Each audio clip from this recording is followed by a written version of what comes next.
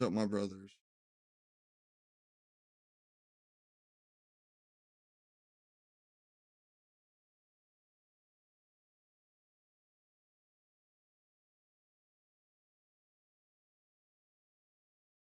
What up there, Chuck Norris? It's crazy how that guy dies, and then all of us, everybody's got Chuck Norris names. Funny.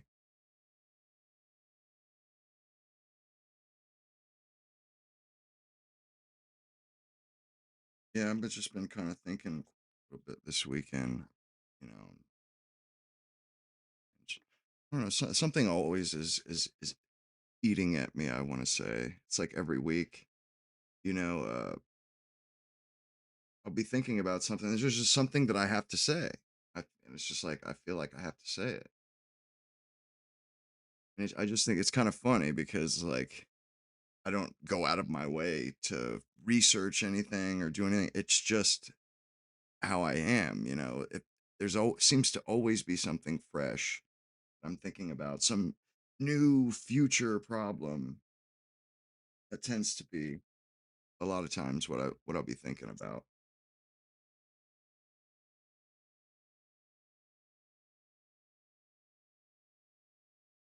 I mean, because we are watching kind of a decline. Oh, you've had that name for years. Nice. Hell yeah. It's like we have been on the decline and it's obvious. You can see it. And like I grew up in the 90s. Really sucks because I got to see the high water mark basically. So like I compare every other time in my life to that time, the best time ever for human beings. Like what a bitch. What a pain in the ass. Sorry about that, Chuck Norris. Let me go ahead. Fix it for you. Make you a regular right quick. Feel bad when the chat bot kicks somebody in the balls. And that's what it feels like. They're like just trying to say what they're thinking, and this dick face chat bot jumps in and pounces all over them. And I'm like, oh shit, I like have to go and correct it. I just feel bad if I don't.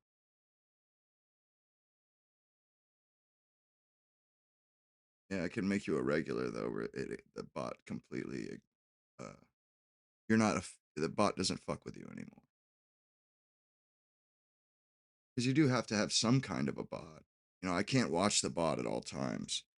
And to be honest, if I watch the bot at all or the chat at all, I really can't like speak. I kind of have to just ignore it if I'm ranting. Just riffing. And something that's really starting to bother me, and it's a recurring thing, is this virulent, repugnant racism. This basically white genocide, but it's deeply racist uh worldviews. And these people, they go to colleges or whatever, and they are just the hatred that is spewed there. It's just out of this fucking world. This kind of hatred, nobody has had this kind of hatred. Not in America. I don't care. Dude, people did not evangelize the death of black people. That didn't occur. Nobody's gonna fucking tell me that it did. No, black people, they tend, in the history, Americans wanted to hide them. They wanted to ignore them. So anybody that says that they went out of their way to make life shitty for black people, it's like, no, you're wrong. They went out of their way to not deal with them. They really just didn't want to deal with them.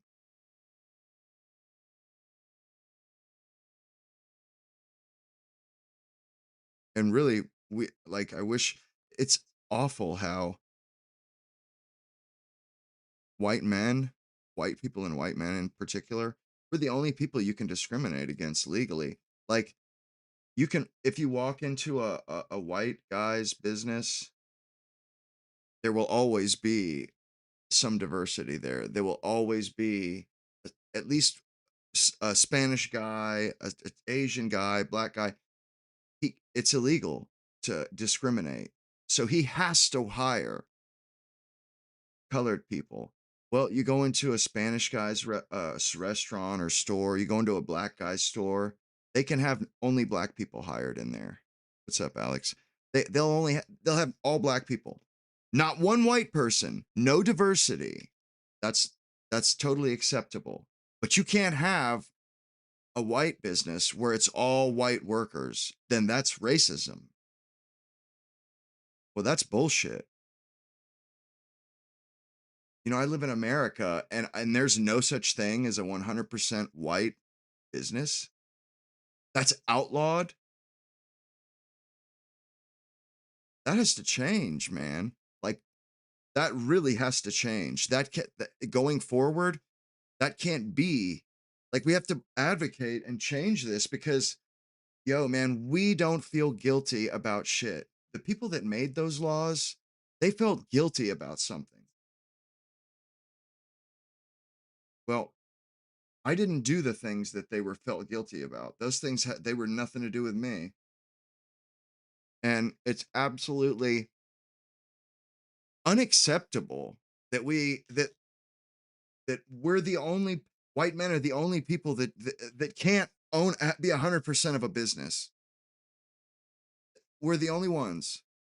And like what kind of freedom is that when you think about it? Like for us, like this is supposed to be the freest country on earth, but for somehow my freedoms are curtailed. I see. Like people may have volunteered to do that in the past. That was, that was them back then.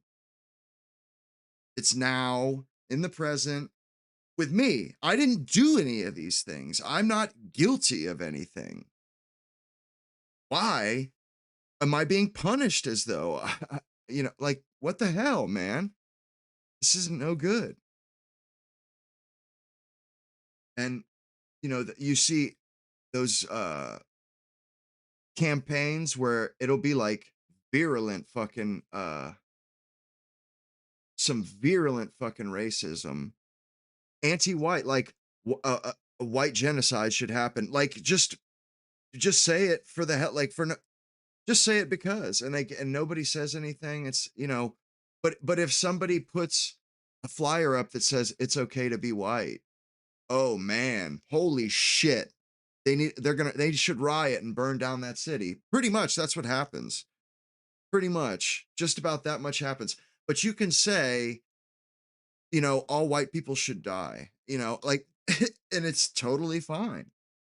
And there's this thing about our society where anytime like people they like to say that stupid cliche bullshit. Oh, uh our society, it always overcorrects, you see.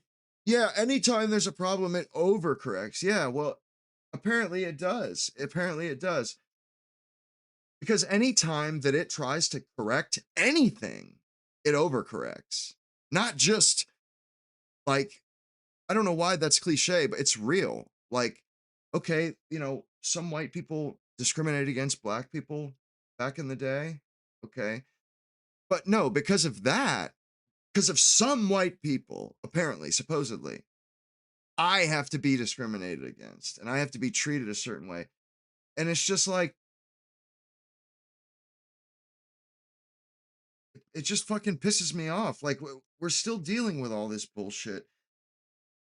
And it's nothing that we did. Like, it's really the injustice of it. And like the fact that people like this anti-white stuff, they get spun up. And it's like people don't realize that a little social change, apparently it goes a long way. Apparently it does. Because anytime we engage in it, dude, they take it too far. You go from white guys to sometimes discriminating against black people to literally white people should be murdered. What the fuck, bro? It's not even the opposite. It's worse. You know, black people, they talk about Emmett Till and getting lynched and stuff. It's like, bro, that wasn't mainstream. That wasn't literally celebrated on TV, on our news fucking channels. That your shit is. And once it gets to where it's on mainstream media, it's like it's in the fucking culture at that point. It's too late. You might be able to limit the damage, but dude, it's gonna have its effects, man. It's gonna have its effects. That's something that really fucking I'm always very regretful when I think about it. How by the time I see a problem, it's already done its damage. There's just no way for me to see this stuff until it happens. Like that's once it becomes a problem, then you realize it, you figure it out or whatever. And that something about that is really demoralizing. All the problems I talk about, they're they've already done a lot of damage, and it's really just like how much damage is it going to be? Like, we can if we can stop it now, but the thing is like if we want to stop this stuff, this fucking disgusting, like, white people should be dead, like some evil shit, where they you have like a white baby in your hand, and some of black people would be like, yeah, I'll fucking kill that kid right now. Like, bro, it's some psychotic shit, man. And yo, man, it's not gonna go away, and it's not gonna get any better until we get as fucking radical as those people. It's like you have to meet that shit where it is, and you have to, you know what I mean? Like you have to meet it at its level. You have to go straight to it. And the Jays, they do it, man. It's all the anti-Semitism laws. What we need is the anti-whiteism laws. We need those. That's what we need. But instead, they're doing it for the Jays. The Jays are just shoring up their defenses and bulking up, pumping up their fucking their uh their legislative defenses and protective laws. Meanwhile, they're leaving us worse than open, naked, like worse than naked. I mean, it's like they encourage the other kind of racism, and then they offload the guilt onto us, or they then they convince everybody that it was us that did it. People, I man, I make the distinction when people are like them white billionaires. I'm like, bro, them ain't white people, man. I don't know what the fuck you're talking about, bro.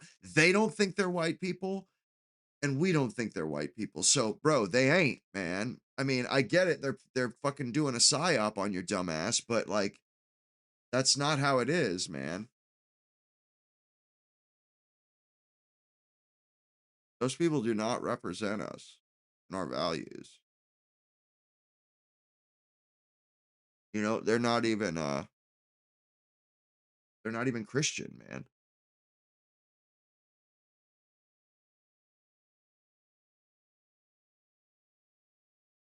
Captain.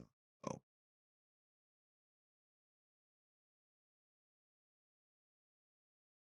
No, I'm not saying we'll win by getting laws legislative done.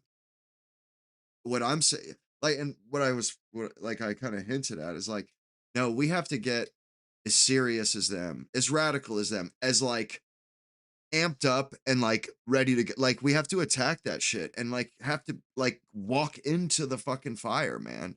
You have to go into the line of fire for that shit. You have to take withering, the slings and arrows, a withering attack. We're just gonna have to take it, man. Because if we don't constantly stick, like, and people, they always talk shit, oh, the identity politics, this and that, because we have to be reactionary. When a woman like that, what was her name, the with the kid, and she said that, she said nig to some Somalian in Minnesota, Shiloh Hendricks.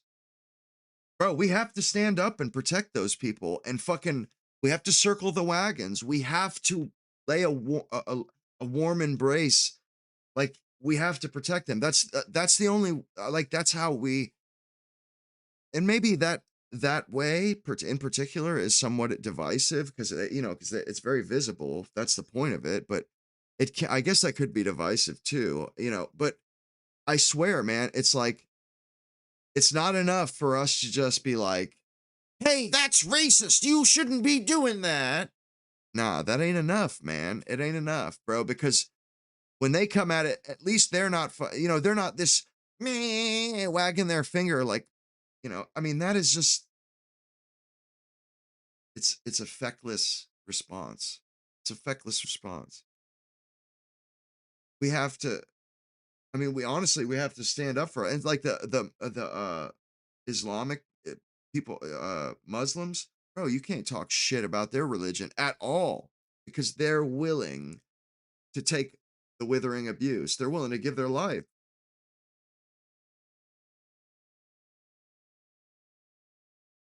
which is, good for them. But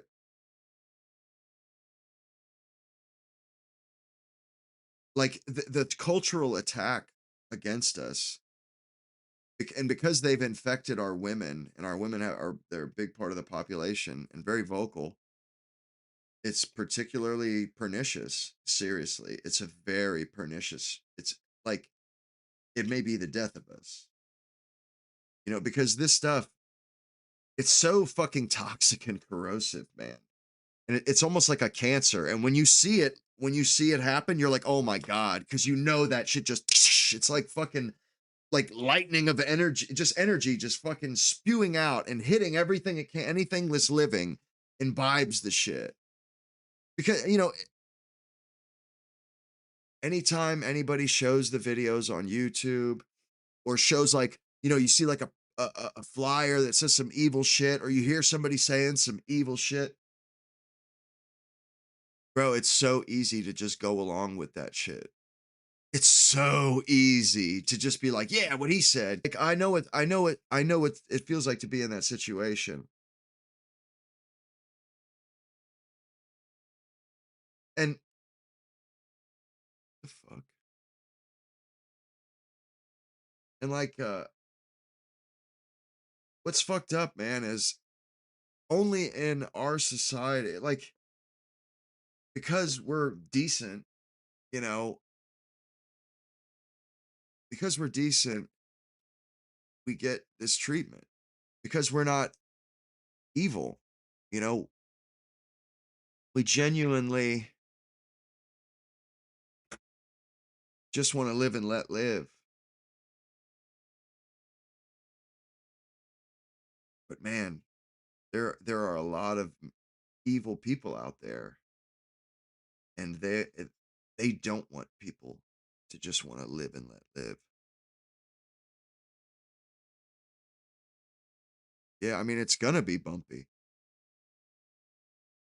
It is. Like, that's not a choice. We don't have a choice. It's like, either you take the abuse, or you just die.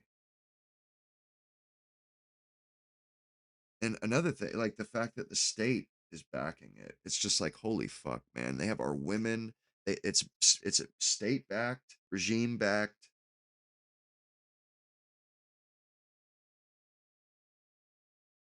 And it's not good, man. Like I was saying, the fact that we're the only people that literally can't hire other white men, or that's racism. But in a Mexican restaurant, it ain't nothing but Mexicans. That's fine. Why is my country setting up rules that only I have to fucking abide by? Isn't that weird? Why is that? That's some bullshit. And everybody knows those laws, nobody else has to abide by them. Those are for us.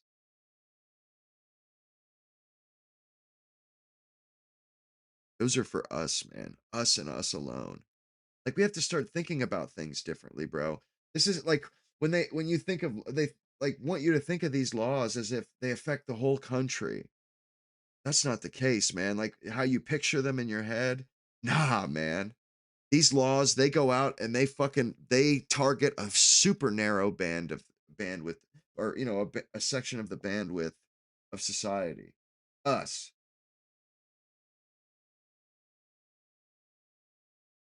These are not rules that anybody else has to live by.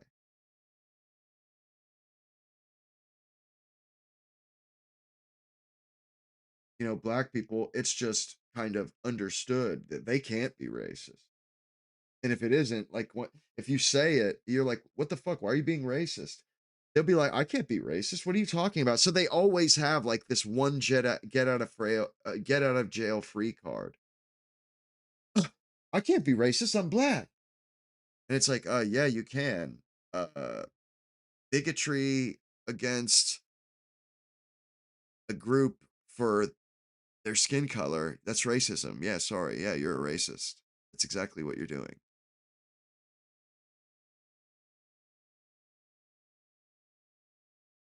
And we're not we're not dealing with this in the right way, and we're not. It's like I feel like we don't really know how. I mean, we're not the squeaky wheel.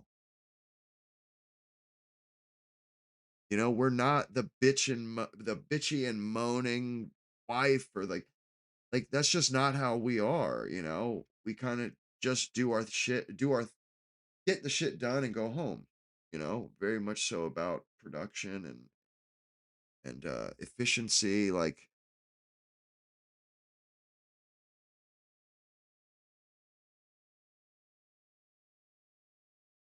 yeah, being called right. Yeah, it really doesn't mean anything. Honestly, I almost, if I don't hear that, I don't feel like I'm doing it. You know what I mean? Like, there's something, you know, you feel like you're whiffing it. If you're not getting that pushback, it's like, whoa, whoa, whoa, whoa. I'm chopping, or you know, I'm swinging, but the axe ain't chopping. What the fuck is going on here? You know what I mean? Dull ass hatchet or something.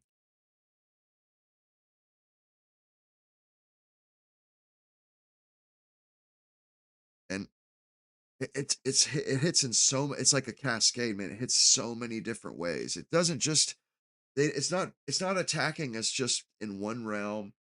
Like, and we have laws that are discriminating against us, and there's hatred. There's all these fucking people. Basically, like, and white men hate us. Every type of people hates us. Basically, a portion of of their population hates us. Even, you know, even our own.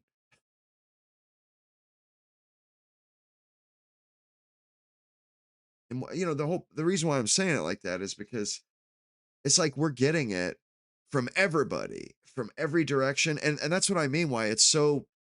It's like, you know, it does a lot of damage because it's so from top to bottom. Everything has got it infused. Everything, everything has that fucking poison in it, and it's just a myriad of ways. All the social media, like, and you can say that stuff, and and the platforms won't bust your chops. They don't give a damn. They really don't. And like I said, these people, they all have that one free, you know, oh, I didn't know. And it's like, oh, you didn't know? What are we supposed you know, but yeah, they get away with it somehow, you know, and it's just that, and there really is so much of it. We got to figure out how to stop this shit, or like how to stop it, or how to start fighting against it. Like, and other people, they will strategize, or little breakout incidents will just and what sucks about this is this isn't regime backed. This has no regime backing. You know, our elites, they have no fuck. They don't give a shit. And as far as they're concerned, it just gives them more power over us for these. You know what I mean? Like, these laws on, and all, and the way this our culture is, it just empowers everyone but us. All these things are meant to disempower us, and they do. Some of that power goes to other white men that are leading the country, but it disempowers, and I think they're happy to see us disempowered. Sneako's live, what, with Nick, or just Sneako? Because I don't really watch Sneako like that. I mean, he's all right, but you know, he's just some butt moon cricket, like, eh. And he's just fucking slop, man. He's got the fucking uh, slop motif going on. Now, and I think it's I would say it's slop, but I guess it's slightly above average IQ. You know what I mean? It's like slightly above average actually. So like anybody that's watching that, they're at least they're based. I would say they're probably based. But do they really understand, their even the ideology they're talking, you know what I mean? Like do they know it in their bones, or do they know the literature, know the understand everything? Because I think a lot Sneeko isn't quite out of the goy slop. I don't, and I hate saying that, but he loves to say it so much that I have to say it. He is goy slop, and he isn't out of that genre yet because goy slop. It's like anything like single serving shit or stuff. Uh, because that's how it is. It's easy. It's easy. Easy consumption. Easy, quick. Exactly. Exactly. Well said, brain rot. Well said, bro. Nice. Like seriously though, my dudes, it is some goy slop. It's kind of low IQ, man. It's kind of low IQ. Not gonna lie. Not gonna lie. I mean, it's still based. I'll give you that. It's still based, but if you get into, you know, alt right and shit, or get into YouTube like that, that's the beginning of the rabbit hole. You know what I mean? If you have any curiosity whatsoever, you know what I'm saying? If you're a curious person, you're gonna go you're gonna go down that rabbit hole, and you're not gonna end up on Sneeko. You start with Sneeko. You know what I mean? He's mainstream. He's appetizing and readily consumable for anybody with an above retard level of IQ. Basically, if you're not a retard, you know, Sneako's good. You feel me? Like, and I can't knock that too much because, you know, it's that I feel like that would just be kind of dickish of me. Like, they're not everybody's smart. Not everybody's as intelligent as I am. It's kind of ridiculous, to talk shit about other people because you're different. Because the average, I assure you, is average. Half of the whole country is below average. By definition, by the law of averages, half of everyone is below average.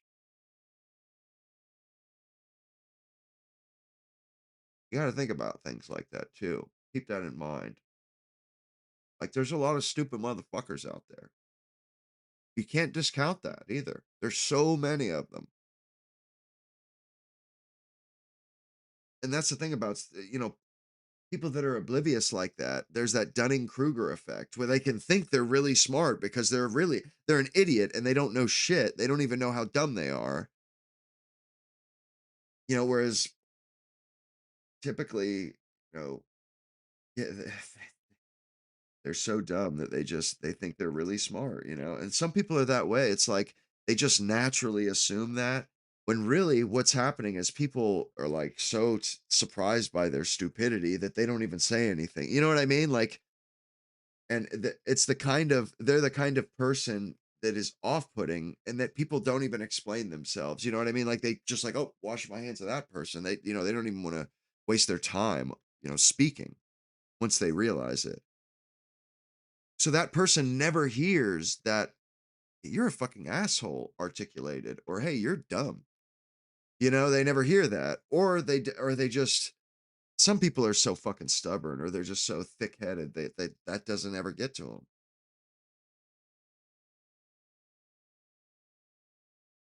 them. I mean, and you kind of have to have a little bit you have to give people a little bit of grace for that, because if you're in the top 10%, kind of have to understand, like, the world is that way. There's nothing you can do about it, and there's no sense in being a negative little bitch and basically spoiling your own life by, you know what I mean, focusing on shit like that. And I know I can get that way sometimes with what I think about. Sometimes I'm like I would like to call it like stinking thinking. I'm like in a place that's just I'm getting a little bit of satisfaction out of the thoughts, and but because I'm getting a little bit of satisfaction out of the thoughts, and it's kind of in an unhealthy way, possibly, that it's like it's just not good to do that.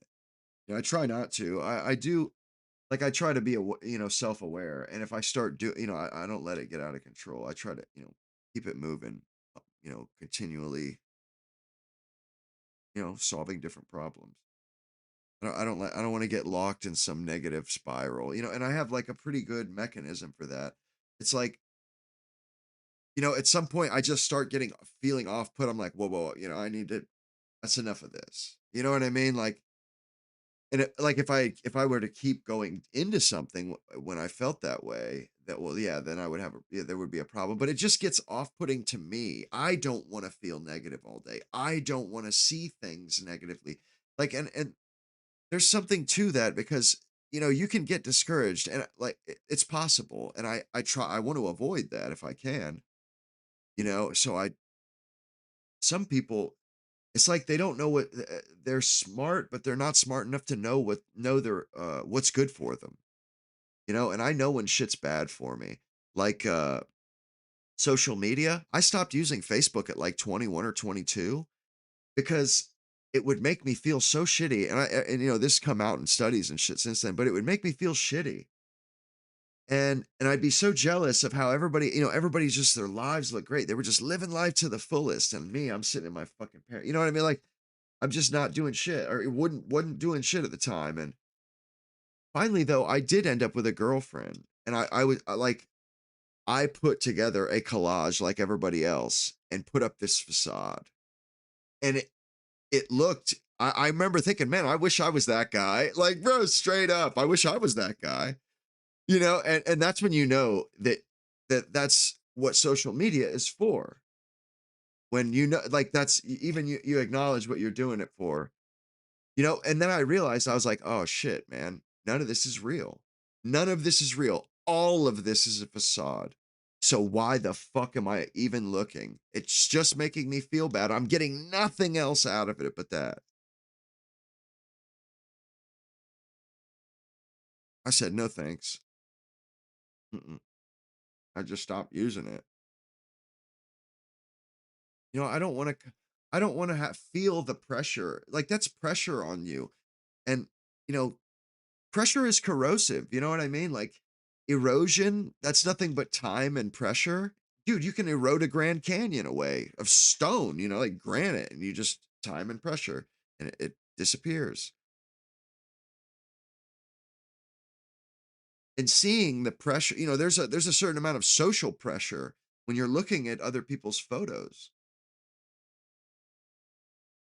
Fear of missing out, FOMO. That's what that is, social pressure, like peer pressure almost.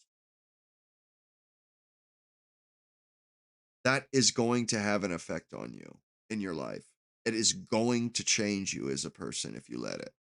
That's a fact, my dudes. That is a fact, man.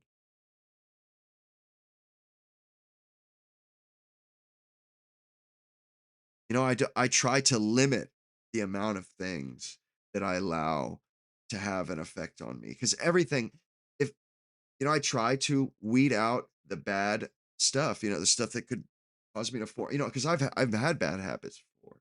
I've been a fucking addict. Like I know, like, yeah, yeah, no, that's not a good way to be going. That's not a positive.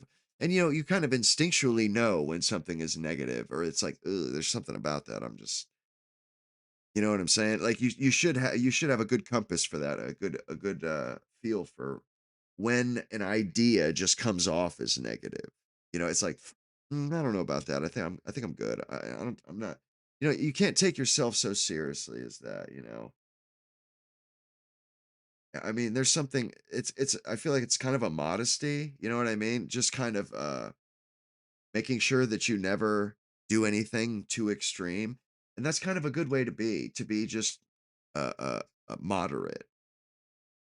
I mean, maybe it may be what's getting us killed right now and all this fucking white racism and shit, but I'd like to enjoy my life, and being pissed off all the time, that's not enjoy. You don't enjoy that. And now, let's say we were actually able to like there has to be a way to do this in the modern day. We have social media and shit like, and we're the most industrious of everyone.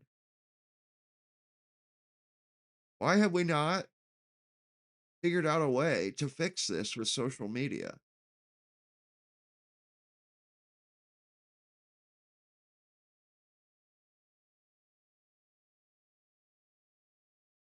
Uh, yeah, that was pretty cool. It was a pretty cool moment. I didn't know that you know would happen. I had no fucking idea. I really don't have any anecdotal evidence about what's going on out in the world. I don't talk to a lot of different people. So I didn't know that. I didn't know if I was an anomaly, and then seeing how many guys out there, like, or how many of us there are, and it's like, fuck, man, there's a lot of people that are in my shoes, which is kind of it's a good thing and a bad thing. Like, fuck, that's not good. But at the same time, well, at least I'm not alone. At least this is a problem that we can fix, like a social problem. When something's just, for you as an individual, well, you're on your own, you know, you can't fix that really. But the fact that there are a lot of us and we haven't done anything wrong, and, you know, we deserve as much respect as anybody else.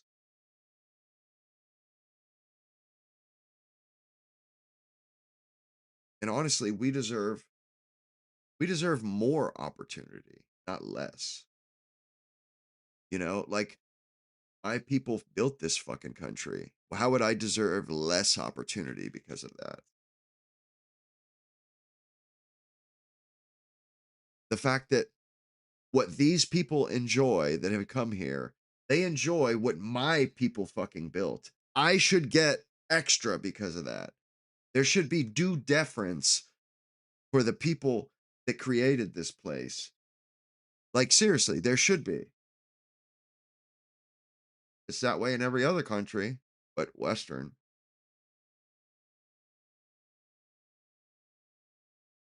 I seen a thing the other day too. It was like some immigrants like, America is a scam and I'm leaving and you should too. And I'm thinking to myself, and I know that kind of stuff's gonna come.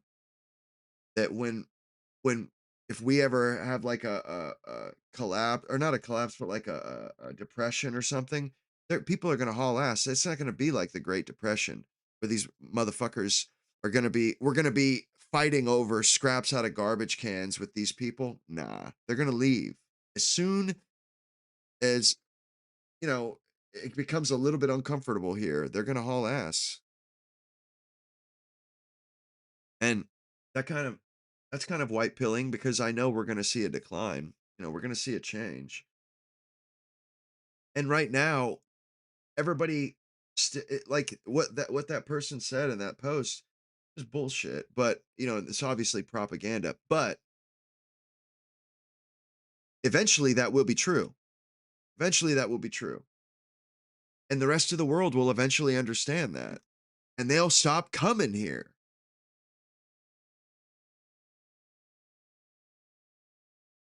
Eventually, yeah, they're we'll be occupied with ourselves, and there won't be extra money flowing around for fucking Indian people here.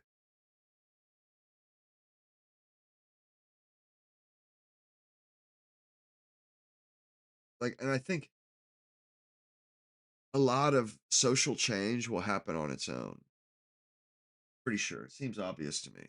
A lot of it, social change, once it happens, it kind of works itself out. But when you have these radicals, like with this anti-whiteism, anti-European sentiment, anti-white sentiment, they they push it. They actively push it. You know what I mean? Like, they actively, and they spread it. So there's nothing organic about it. You know what I mean? It's not like normal social change where it just gradually comes about.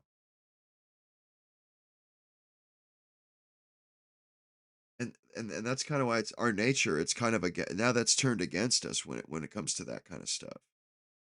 You know, we're good enough people that when we were had bad habits, we want to fix them. We want to live up to the ideals that our country was started with. We want to fix them, so we fix them. Once we fix them, you know, it's easy for people to get us to overcorrect, like they say, or it's easy to get it to overcorrect. You know, we're tolerant people. You know, we'll tolerate with a little bit extra discrimination. Do we have to? No. No, we don't. We don't have to, but we do.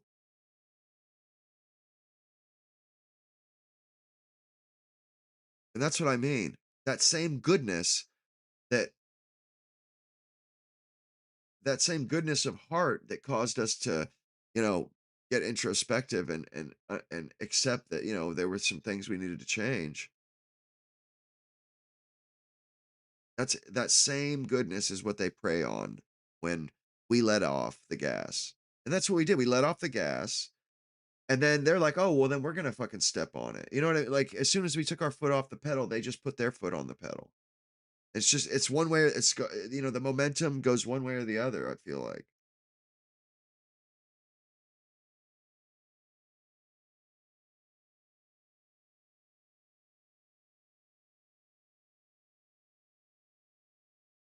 but I mean, there has to be a way to fucking stamp this shit out. Cause, and you know, I almost feel like it's like shit posting almost. Like, cause I see a lot of people,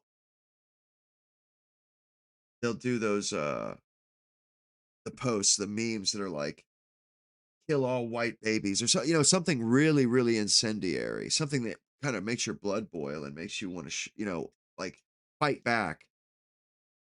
Those they're, you know, they're triggering, they're fucking, they're rage bait. You know, when something is white rage bait. Okay, we need a way to fight that without just reacting to it. Like that's why I say the way we fight it, you know, because we think we're gonna fight it by calling it out where we see it. Nah, man, nah. That's the fucking desired effect. They want you to call it out. That's how they know they've pissed you off. No, that's not where you punish. That's not where you stop it. It's too late. You can't stop it there. It's already uh it's perspiring out of our pores. You know, our culture was a fucking body, a human body.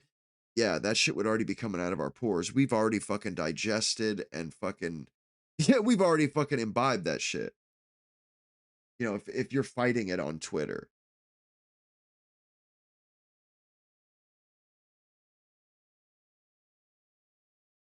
And like when I say fighting, I feel like really when I say fighting, I mean just bringing it up, making it a topic, making it people aware. You know, like you can't fix it unless people are aware of it. You know what I mean? Nobody's gonna. It's not going to be fixed by some. It's not going to be a side effect of some other law or a law that's trying to accomplish something else. No, if we want to change this, we have to bring it up. Only talking about it is going to fix it. It's that simple. I mean, no matter what, it's going to require talking about it. And I've seen a few podcasts that have spoken of it,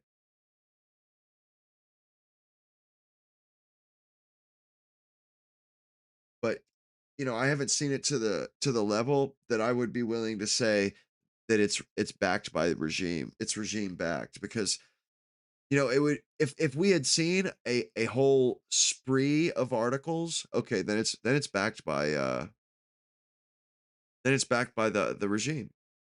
You know, like I would say that it's backed by the regime then. If if we saw like 10 different podcasts, you know, they do do somebody saying this did the podcast circuit. But that's not what's happened.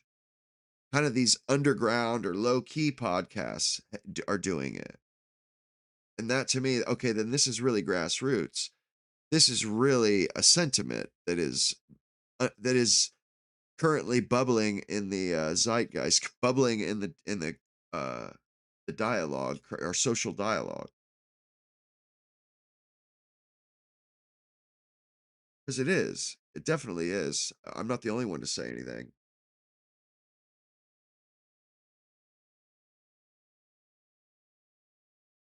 But and regime backing, that's just, that whoever's that our ruling class is going to go along with it, because once they decide to go along with it, that's when you get the podcast circuit. Like that's when you know that the shit is backed by our rulers. So anybody you see on the podcast circuit, they want you to hear those people. You get what I'm saying? That is their fucking bullhorn, is the podcast circuit. When they want to beat something into us culturally, the podcast circuits, my dudes. Let's just call this, we got to call this shit out though, so people understand the roles these institutions play. Like I'm on this journey at the moment myself. I don't understand everything either, but I'm trying to. I'm trying to understand. And I'm just constantly exposing myself to the culture and just imbibing it, just soaking it in, soaking it in, soaking it in, and then processing, and then kind of displaying the results.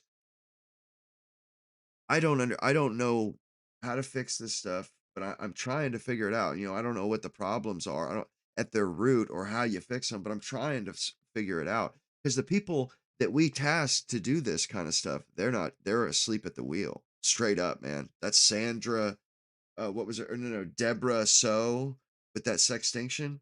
Bro, that was a fucking farce, man. That was a farce. That woman was uh, so unserious. It was insulting, dude. It was insulting, man. I mean, and you know how women are. Oh, you go, girl. Yes, queen. They blow each other up. Yeah, so they get into these high positions of authority, and they've been told how special they are their whole life. So they really think they're kicking ass. And it's like, whoa, like where you have, they're paper tiger basically. They think, and they swagger like they're, like they earn that position, and they're just a bad motherfucker like Thomas Jefferson or some shit. Come swaggering onto the scene like, yeah, what's up? Like, get the fuck out of here. They've been pushed up by their female friends and shit their whole life. And but they don't have the goods. They don't have the fuck, they don't pack the gear, man.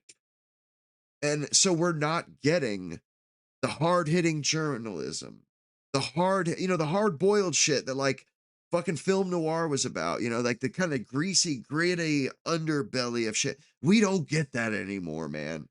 It's all potpourri, bro. Oh, man, it's so feminized.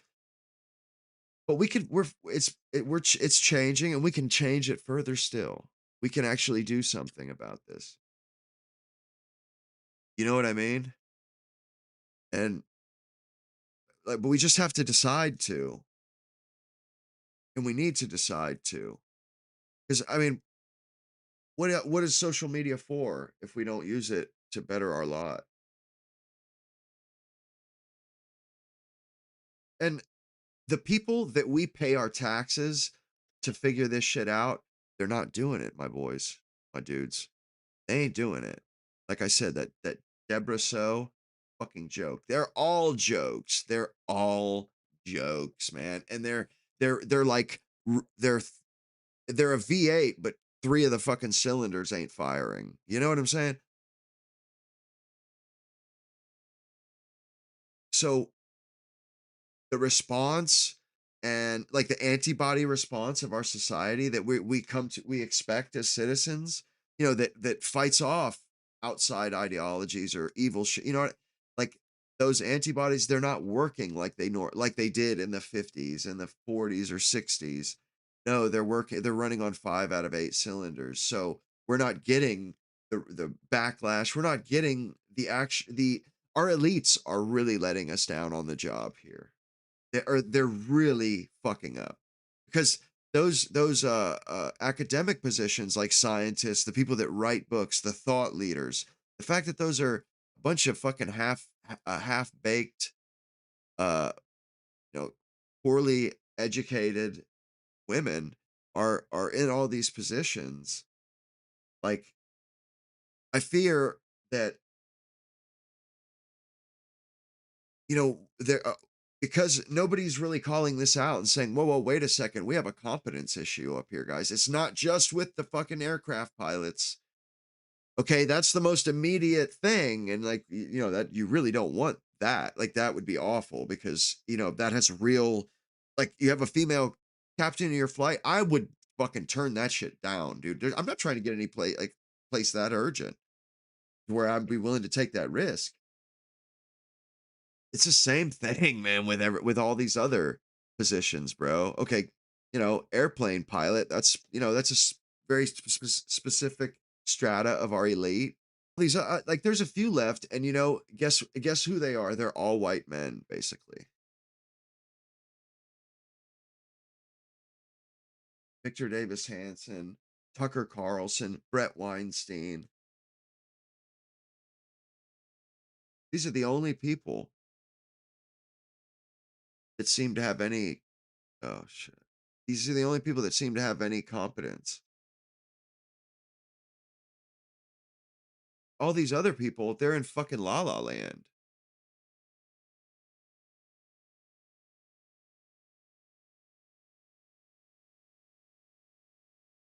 Yeah, they're absolutely, dude, they don't do anything unintentionally. Every change that we experience, they caused, and they know they caused it. There's nothing unintentional. There's no obliviousness or ignorance. Everything is calculated. And like, that's the point of propaganda, where you fit, as much propaganda you can fit into a script, you fit it in there. And that's what they do. Every change that we experience, they're harnessing some way to get power from it. I mean, every change. There is no change that we experience that wasn't from their say so. Like BLM, Antifa, those are counter-revolutionary forces. Those are counter gangs.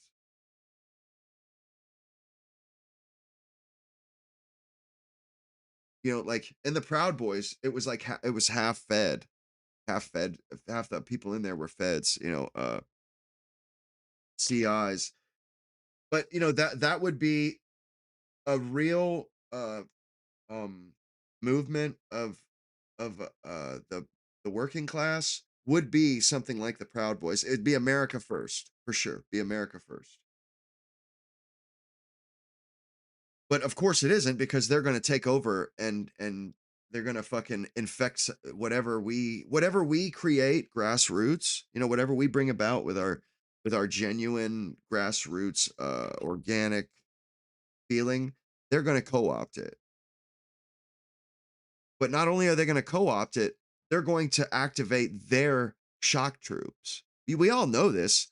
I'm just like kind of explaining it from an academic point of view. We all know this. We've all seen this stuff.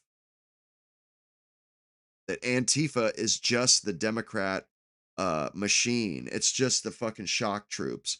Yeah, it is. It definitely is. That's one way that they keep that's one way that they can affect the discourse. Okay, well, the Democrats didn't want immigration, so they activated their shock troops. That's that, because we activated our shock troops, ICE. So they sent in their counter troops. And what's crazy is, because they're elite backed, they're state backed, they're regime backed. Both sides of that fight were state backed. Isn't that funny?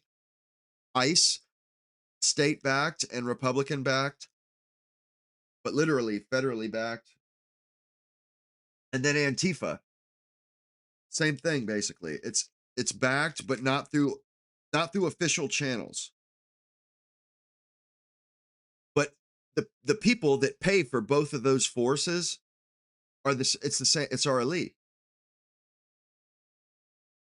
Usually, they have counter gangs to counter our organic movements, but they have so many of them for different reasons that sometimes their own gangs clash, which is funny to think of it like, to that's how it is, but it is. I mean, they have to exert influence over anything like that. Because like the SA, the brown shirts, that was a fascist counter gang against communist gangs. Um, the black shirts in Italy, same thing. Those were backed by aspiring elites, Nazis, the fascists. It was backed by people that were struggling to become the new elites.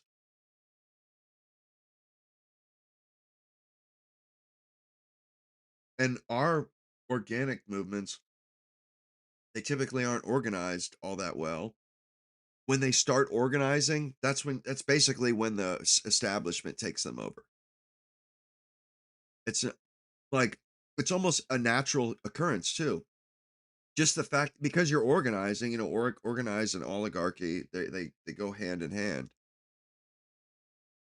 But just by dint of organizing, the state almost gets sucked into it, or the elite gets sucked into it, just because anything dealing with people and their organization is going to affect the elite. That's their job. So even if it's like, if a movement starts amongst working men, it only starts as working men because as soon as they organize, the guys who have it organized are then the elite of that group.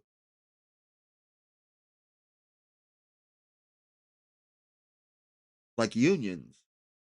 Unions, that's similar to a counter gang. But you know how they always get union bosses get entrenched.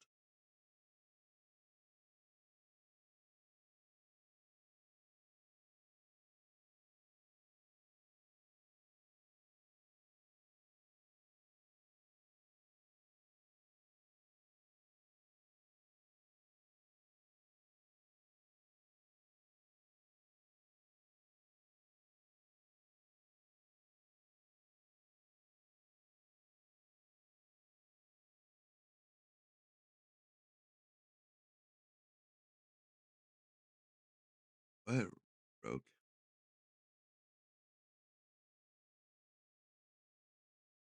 It's just kind of it's the Kabuki theater of it all. That's what I'm pointing out. It's all Kabuki theater.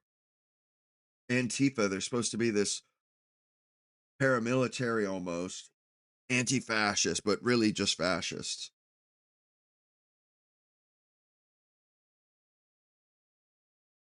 But they want to pretend like they have no organization or no state backing. They're not state sanctioned, but we all know they are. Everybody knows they are. It's kind of a running joke almost. And there's that happens all the time in more places than we realize.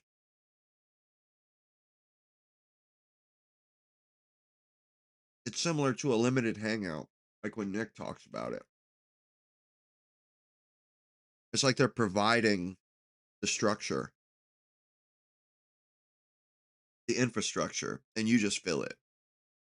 You know, we automatically populate it with our own thoughts or whatever. Like we're good at that. If they set up a structure, we will use it. That's all social media is. Facebook, it's just a structure, a superstructure, and we fill it.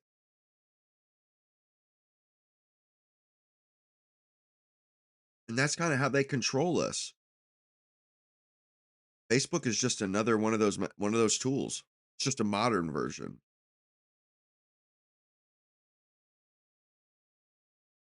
I mean, it gives us a place to talk, but they can also direct the conversation on there because they can affect that what ads are on there, uh, what gets uh spread, by the algorithm and stuff.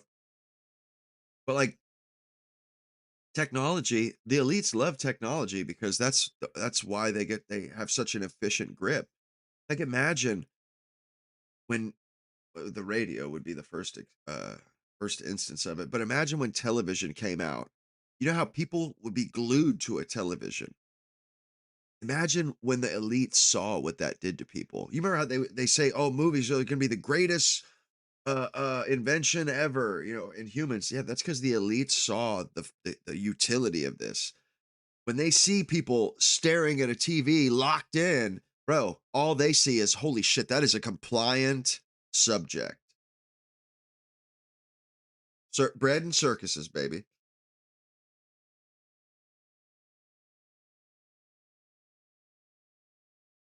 I mean, when I see old like uh clips of family watching TV, black and white, that's what I'm struck by. They were just so fascinated by a TV. They only had to have like 3 channels, half of them be news, and they were fine. They were entertained. And yet, social media is a million times more engaging, more gripping.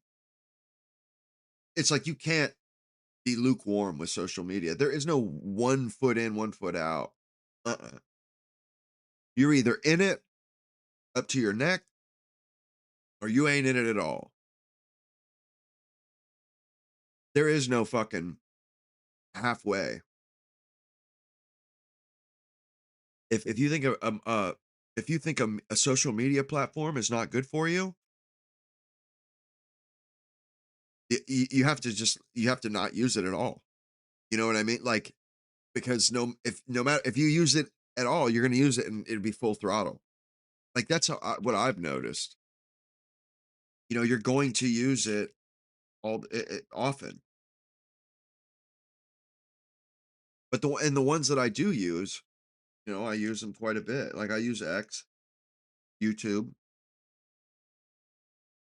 I mean, I have a Facebook, but I don't use it. Which, speaking of that, head over to my Facebook page, The Night Scotsman. I'd like to do videos on there too, live streams, but I have to get 100 fucking subscribers first. Some bullshit. Yeah, winning outside the system. Yeah, I mean, to some degree, but also you can't get rid of the system either. So you may as well work with inside it. It's like there is a way out of this. There's absolutely a way out of this. But it's like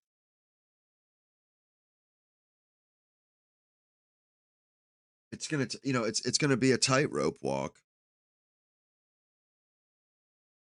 And not only that, there's a way out of it, but how do we know that we would see it? How do we know that we would know when we were on that path? Where are we trying to go? Because it's when I think about this elite thing, like how it's just us and them, no matter what, even if you try to get rid of them, you just replace them with another group. And that seems constraining, but it's not. It's just the way things are. But there is, I mean, you're never going to get rid of it because that communist doesn't work. But that doesn't mean you can't optimize it. That doesn't mean that you can't make it so that yeah, it's still great for the elites, but it's pretty damn good for the unorganized people too. You know, the earth is a bountiful provider, and there's enough wealth to go around. by far, what more than enough to go around. And so that, everybody can, nobody should have to live hand to mouth. I'm not, I'm not a socialist. I just think we're getting enough value out of the earth and from using our heads and inventing shit so that people shouldn't be starving to death or you know we should be able to provide a basic level of living. I mean, when we're spending trillions of dollars every year, that's what our budget is. Like, we should be able to afford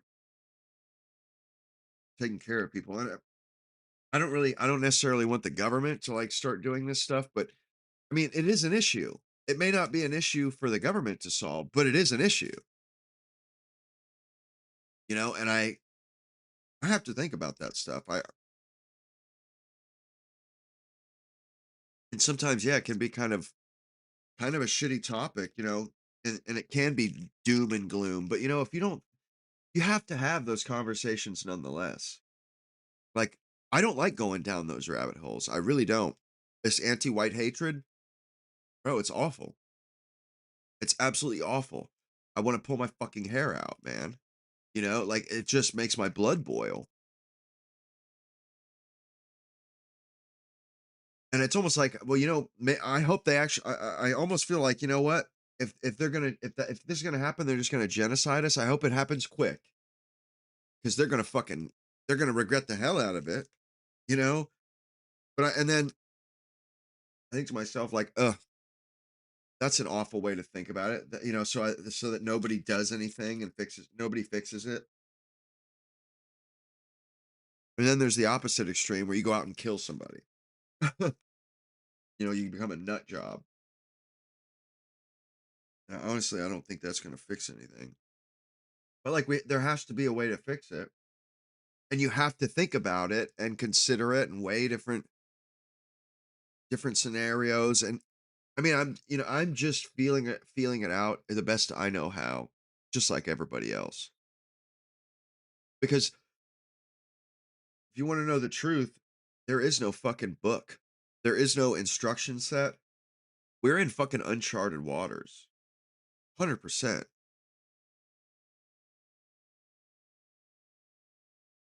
I mean, this Iran war, this is our era. This is the war of our era. You know, I was alive during Iraq, but I didn't experience it as an adult. You know what I'm saying? This is the first war that I've really, and it started. I was a kid when Iraq started. This one, it feels different. And if it goes on for any period of time,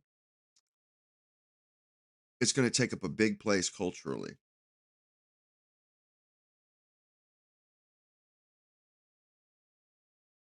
But like that's what I'm saying. Like these are uncharted waters. We've never had a war like this in the modern era. And in some ways, it is kind of like World War III. It's not good. I can't. It kind of creeps me out when I have that feeling. Like, whoa, this shit is popping off, man. Like, it could easily spiral out of control. That shit scares me for sure. But at the same time, like society, it kind of sometimes we start coloring outside the lines, but it seems like it always gets kind of rounded, or it gets pulled back in. Sometimes we write outside that we color outside the lines, as a culture. We always seem to end up, everything seems to turn out all right in the end. And I think a lot of, culture is very much so, an evolving thing. It has an evolution about it. Culture's always changing, always evolving, always tailor fitted to the times and the people.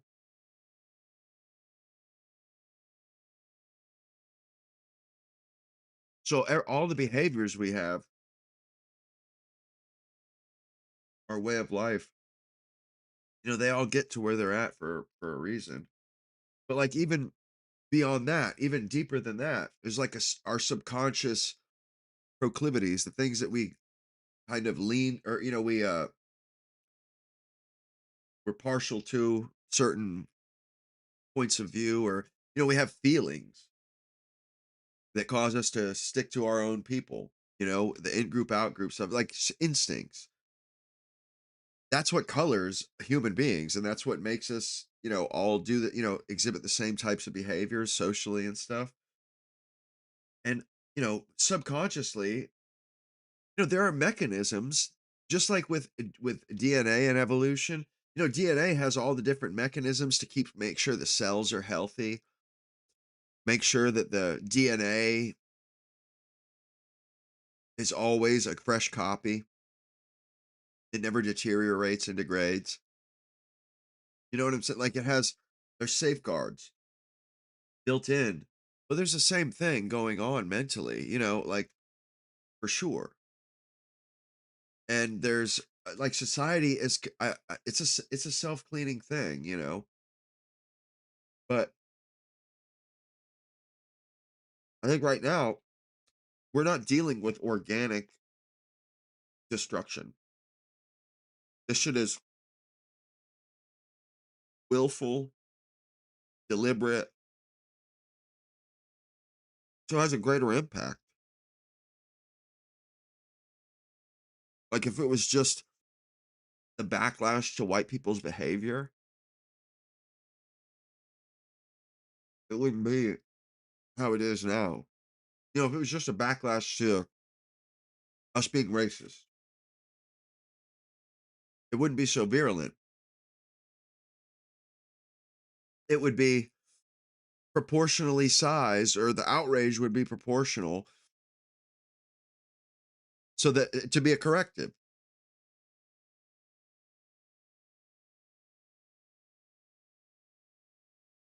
But not this. This is like, you know, that outrage times a million. It's like got so much more energy, so charged with so much more. It has a greater impact. But I think human nature automatically is kind of a self-cleaning thing. And these really shit, of course it is, because people don't have kids. If the culture isn't good, people stop having kids. Like the fact that our birth rate is low, that's just us in a holding. But we're in a period of change. People are trying to figure out how do we get meaning out of this way of life. We're operating under in the environments and the different things that are exerting forces upon us. Nobody's ever experienced it. Nobody's ever really had. Uh, they didn't have social media. Nobody had any experience with this, so we're just like kind of like a blind person in the dark. We're in the dark. We're just trying to find our way, or find our way, and we will. We'll find our way, because and the people with the bad ideas, they die off. Typically, people with the bad ideas, they're unhappy.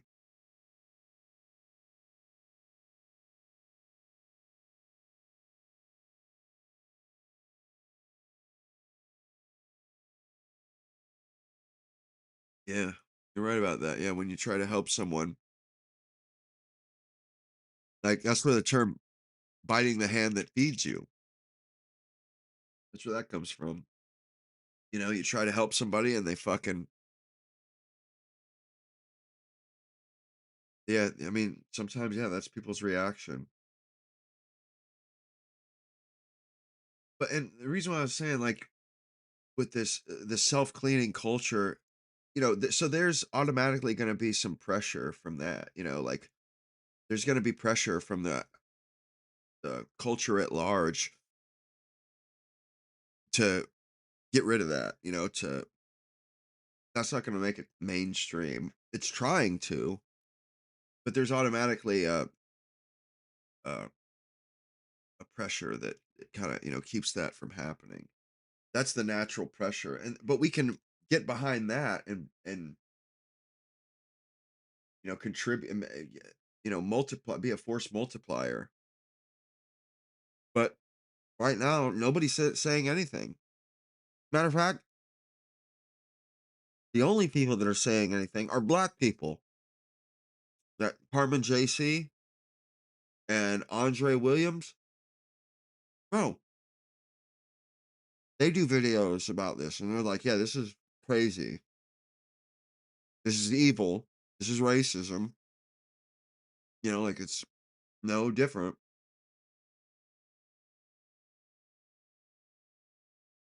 But it's like it's not even us sticking up for ourselves. We're just not. We're not really. We're not configured for that. We're never. We're not. We're not supposed to be a victim. This is our society. Like that. Things are really out of kilter. We're the victim. We're the ones being oppressed in our own society. And Westerners don't fucking immigrate to other cultures, to live a better life. So we've never been in the position of the victim of cultural oppression and tyranny until now, basically, from other peoples anyway, or our own government and other peoples. And we're like, we get blindsided by this shit. Because, as soon as we thought race relations were getting better in the 90s and the early aughts, as soon as they started to get better, Obama comes about and just totally shits all over that, destroys that, completely destroys race relations forever.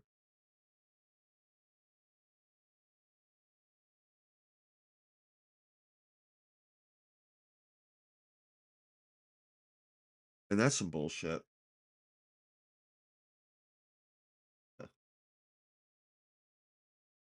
They got to the neutral point, and instead of just letting the momentum stop and go home, oh, they kept pushing. They kept pushing until they got to kill all white men. That's where they stopped at. That's where they arrived at.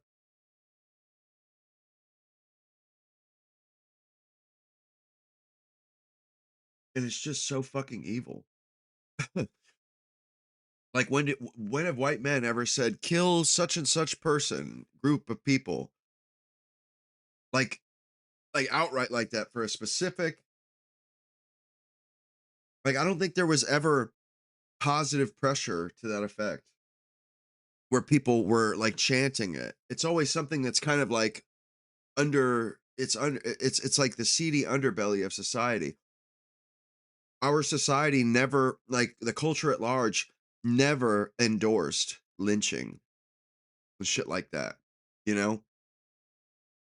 But somehow the exact mirror opposite, lynching white people, that's totally endorsed. Like it's crazy. And we're a moderate enough people, moderate enough and empathetic enough to where we can tack from one way of being to another, and it's like they're not able to do that. They either know it's like victim or victimize. If we're not victimizing them, they're victimizing us, and I don't think they can see it any other way. It's like, well, we need to start, like, there needs to be some de facto uh victimization in America to make sure these people remember that they're not fucking homeowners here. They're guests. They don't own the house that they're staying in. We do. So there needs to be a little bit of a little bit of negative uh energy, towards these people. Like there needs to be a little bit of discrimination so they understand, it can't be, because unless that discrimination, that's not evidence of negativity or a bad thing. No, what it's evidence of is a group of people having a being partial to themselves. You see what I'm saying? That little bit of negativity that foreign people will feel, that's a symptom of people being proud of their heritage, proud of their culture. Uh, I mean, that's a good thing. It's a good thing. It's confidence, and the fact that when you have that chauvinism about you, and it's healthy. It's necessarily going to it's gonna pull some of the attention off of everybody else. But if you do the opposite, or you take the attention off of the main people and you put it on the other people, the main people will just fucking they'll disintegrate, they'll fall to pieces anyway.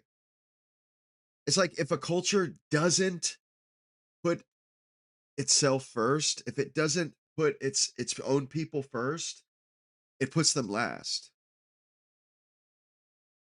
And like with us, the fact that we're basically excluded from everything, like, am I wrong here? Like, this is a great I mean, really, it's a good observation. Yeah, if your culture doesn't, like, if our culture doesn't focus on straight white men and straight white women, we have a problem. If it doesn't focus on giving them opportunities and ways to uh, achieve and lives to live, then we have a serious problem.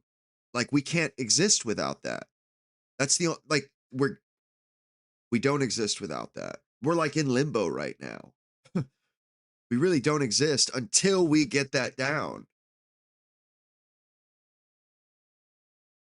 That it's a necessity. And as soon as you start, like right now, everything's focused on, oh, we got to make sure that these people aren't left behind. But because they're focused on those people, they end up being the only people focused on.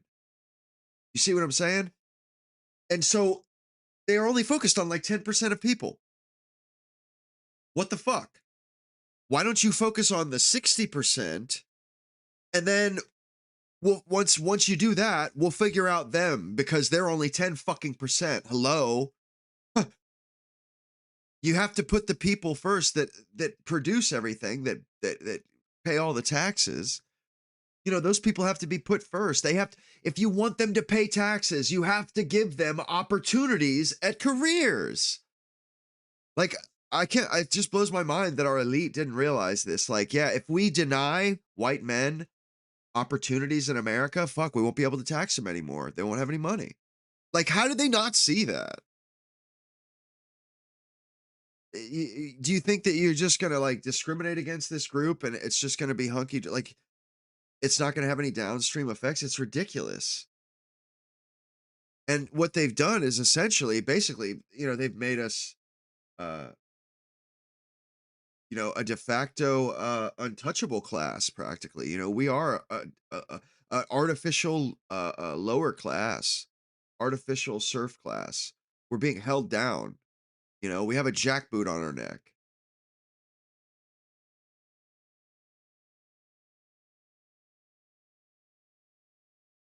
And I mean, is it just for America's schools, America's everything, but all of our institutions that we pay taxes for, is it just for them to focus on brown people? Why are they focused on brown people? It's not good. Those people have their own countries, and those countries concern themselves with those people and giving them opportunities. Why is it that we can't have a government that focuses on giving us opportunities? Why can't we have a society and a culture that focuses on giving us, you know, opportunities? Like, this is a problem. And with America, the reason why it always worked before is if if you took care of white Americans, everybody else got taken care of uh, uh, by that fact. Just because we were taken care of, everybody else was taken care of because we had money to spend on things. You know what I mean? Like us as a population, we make we open businesses, we employ people. When we're doing good, America's doing good. When we're doing poorly, America is doing poorly. I feel like I'm the only one that sees that.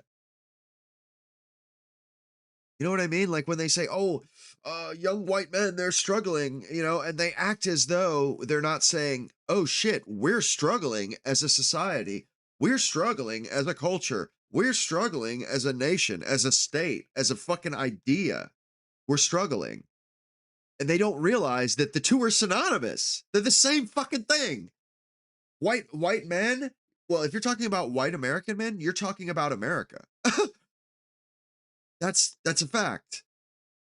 And it's just there's no other way to put it. That is what it is. And the fact that we allow people to think something so absurdly stupid as, oh, we need to disenfranchise white American men.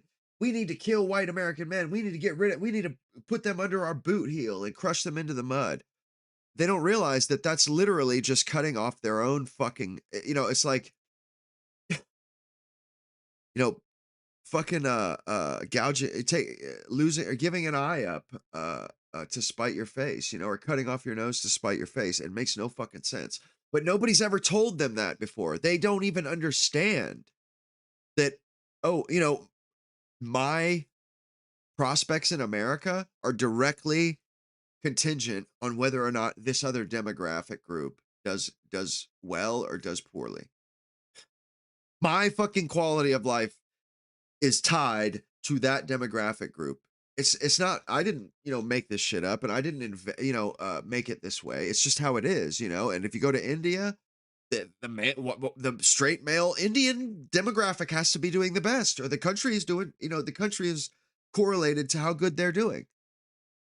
And America is its quality of life is absolutely determined by our quality of life, because we are America. Like, but these people, they actually think that if that they can vote to take from us, they can take from us, and then it's not going to have any downstream effects. It's not going to affect them.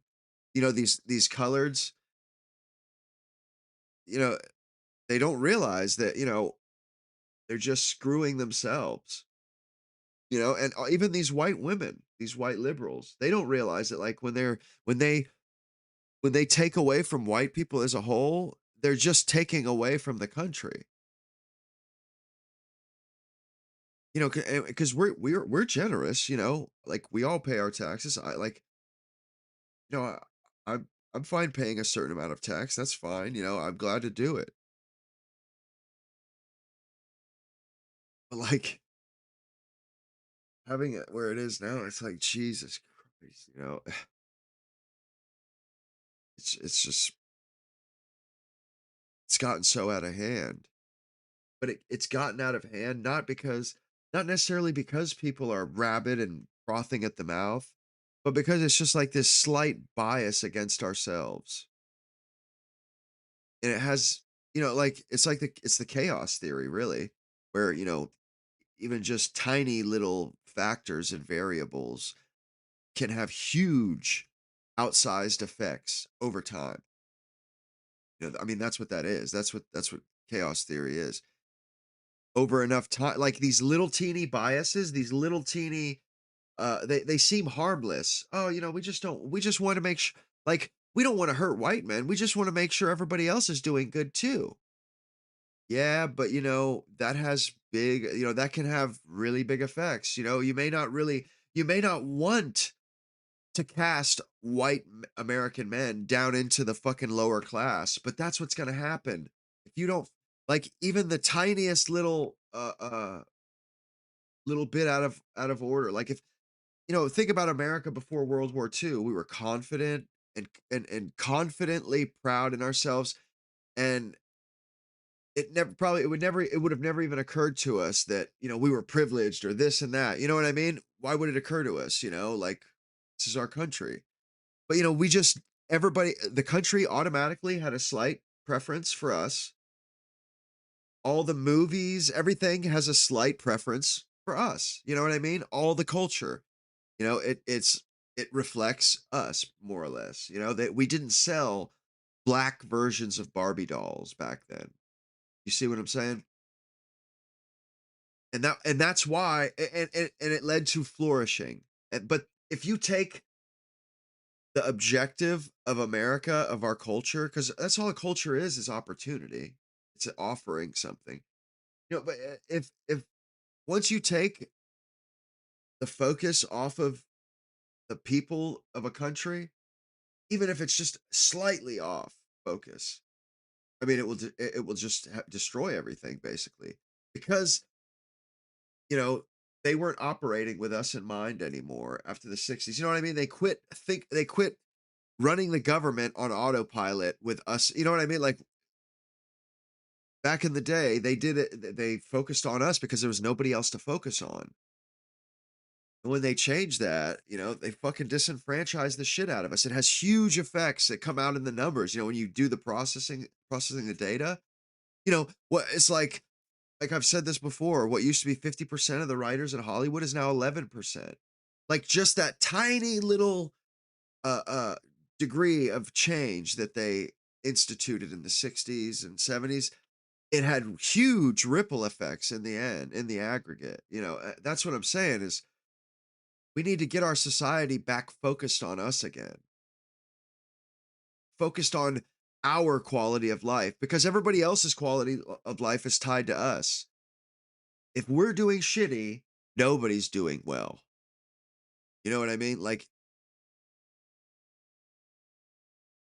that's just the way it is. We own most of the businesses, we do most of the employing.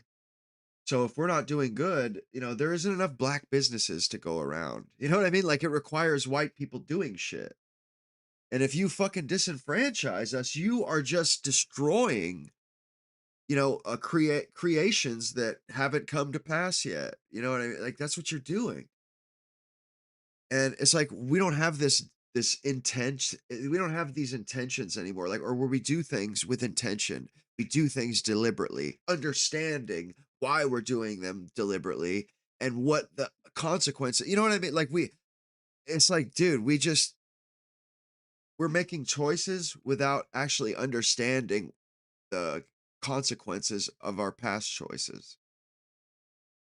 Like, that's kind of stupid. It's like you just go through life making decisions, but never correcting for when the effects of those decisions start being, you start feeling the forces of those effects. Like, bro, that's absurd. That's absurd. Why would I just feel like we don't have a very adult dialogue going on in America right now, and we should. We should, of course, because there are no male journalists. Yeah, you don't see any guys really being interviewed very often, and if they are, it's by Tucker.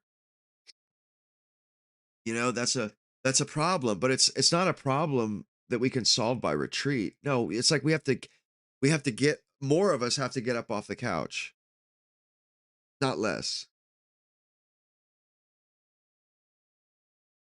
More of us have to be James Tallaricos and represent.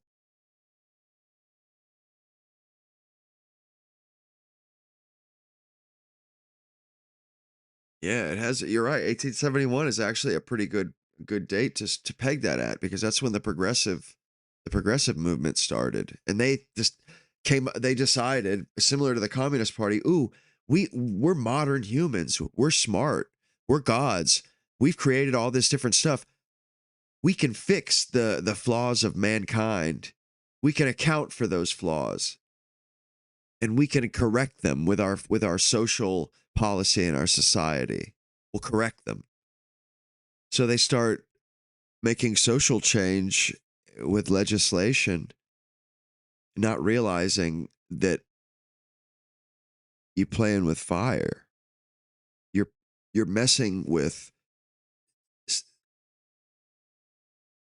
when you mess with the culture of people, you're messing with it's like the inner workings of a clock. You know what I mean? Or a watch. Super like really purpose built, really highly specialized uh mechanics and different.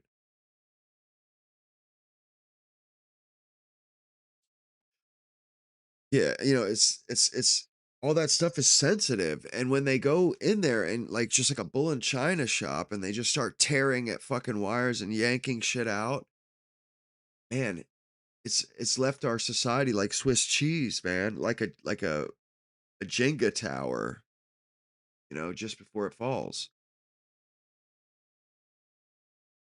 And they've been doing it since the late 1870. And we had such a robust culture that it took 150 years, to eat away at it enough, leave it stripped bare of its, because all these things, it's like the inner workings of culture, it's family, it's fatherhood, motherhood, community. Those are the inner workings. When you go tearing at that shit, it's like it's hard to explain, put it into words, because when you attack that stuff, you're attacking uh you are attacking something. It is something. Like I feel like it's like an inner part of us, but really it's just relationships. That's what people are attacking when they attack our culture. They attack the relationships, the fatherhood, motherhood, grandparents. They're attacking those relationships and this in the bond. They're attacking the strength of the bond. And when they attack that kind of stuff, they're like attacking the the framework and the structure that holds us up as individuals. You know what I mean? Like as mental individuals that occupy our own virtual headspace. There's the physical that our body touches, but the metaphysical. We're all individuals, and that's the relationships are only between individual sentient beings. It's there, and the relationships really aren't between our bodies. No, they're between our heads. Our minds, our body. We just use our bodies to communicate. And those all those relationships and those different structures of society, what those deal with is our individual selves. You know what I mean? Like those are the bridges between us, all the different social structures that kind of unite us or kind of bind us together in a community. That's what they're attacking, and that's why it feels so. It feels like such a an invasion. It's so triggering. It's so vicious, and if they're attacking your deepest sense of self, you know what I mean? Like they're attacking something that's really uh it's not forward face. It's those are things that we hold so dear to us, like my mother. Like that's crazy. Like when people talk about like how like I'm grateful I had a good mom and a good dad. Not everybody has that, but it's like that's why I try to be grateful about it. But those kind of things, I couldn't imagine living my life without knowing who my father was. And that's what they're attacking, those things that make life worth living. You know what I'm saying? You got like those are the things that actually get you through hard times. Those are the things, your parents, your friends, your grandparents, and when they and the onslaught that they're doing now, or that we feel, is it's them attacking. They're trying to get us to be individuals. The government just wants us to be radical individuals. and so we have to go to the government if we want help. That's what they want. So it's isolating, you know. That's the kind of the curse of modernity that we all feel is the isolation that comes with it. And you kind of have to sit down to think about it, but like what you don't even realize what they're attacking. Like when we're defending our own culture on Twitter or whatever, like when somebody says some evil shit about white people or, says that we should be killed or like, oh, they show a picture of a lynched black man and they say, this white people did this. Even though you don't know that, it could be fake. It could have been done by an African or so. You know what I mean? Like, and those really piss me off when I see those. But there's a reason why they piss me off because what they're attacking is like the foundation of who we are as white men. They're attacking relationships, like think about all of the women that think you're an evil person without even knowing you. Like we're being denied a lot of relationships. They're trying to isolate us in particular. Cuz all these the foreign people, they come here and they come to their community and they bird of a feather flock together. Whereas we never had to deal with that, so we don't have the necessary tools to handle that. I mean, we just don't because we never had to before. All of a sudden, we need to. We need to start like being more conscious of this stuff. Like I said, the relationships and shit. Like this stuff starts with attitudes and orientation and affect. This starts with how you interact with the world. And that's kind of why I do these live streams. That's kind of why I think there's hope because I know that all these problems stem with how we are interacting with the world as individuals. You know what I mean? Like we need to we need to change the way we're interacting with the world because these are the outcomes. We're experiencing the outcomes of how we interact. And we've got to we can change it. We just have to change how we're moving, in the world. Because it's changed. The world has changed and our situation has changed. And thank God we're out figuring it out. There's a reason why people, oh, incel culture and Gen Z boys, they're not doing very good, blah blah blah, this and that. It's like, no, that's not what's going on. What's happening is there's a restructuring of society going on. Those guys are out learning. Those guys are out discovering. They are forging the path forward. Absolutely, 100%. If there is a path forward, they're forging it as we speak. And to see that men aren't participating in these old, ossified, calcified, fucking decrepit, fucking structures that don't work anymore anyway is heartening. That means they're out building new shit, man. That's a positive thought for my mind, for my money. Because we don't just sit around and do nothing. Human beings, men, especially European men, we can't just do nothing. You know what I'm saying? Like, and if we're not out working and slaving away at some shitty job, trying to pay for, debt or shit we can't afford, then we're not that guy's not inventing, that guy's not creating. But and that's kind of why I get a little bit of hope from the fact that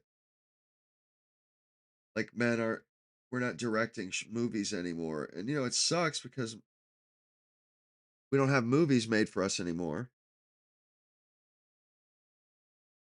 But that necessarily means that those guys are just out doing the next best thing or the next new thing. That's kind of why you can't keep us down in America because culture's always changing, and they can throw us out of one institution, and they do so at their own it's their own destruction, because when they throw white men out of an institution, that institution by design fails. That institution, once they throw us out of it, we are America. That's our weight. That's the weight we have here. They throw us out of an institution at their own peril. Why do you think movies is dying? Because they threw us out. They threw us out, and now it's dead. It's dying anyway. And guess what? Where you know where men are, where the value is, they're out creating the next new thing. That's what they're doing. Men are always creating, always on the fucking cutting edge, always taking the risks. Women are so risk averse. That's why they don't really make that great of leaders, because they want to fucking they just want to do committees. They just want to keep doing committees, committees, and constantly constantly debating. They never want to settle on something. Or if you give a woman an executive position, she just won't make decisions. You know what I mean? Like she'll constantly throw the decisions back down to uh uh bodies of people, groups of people, and that's what a committee is. But they just they want to spread risk out as diffusely as possible. They don't want to take a big risk that comes with making a decisive a decision. So they don't do anything decisive. They debate it more and more and more, and then it ends up that way they can't be blamed for it. Well, everybody else agreed to it too. I went around and made sure everybody was good before I made this decision. Yeah, well, that's why nothing got fixed, because you didn't fucking act. You just fucking talked about it. And like that's a problem. And because our society is so feminized, that's why everything is all bureaucratic, because these women are in power and they don't want to they're they're risk averse. And like there's a virtue in being uh risk tolerant.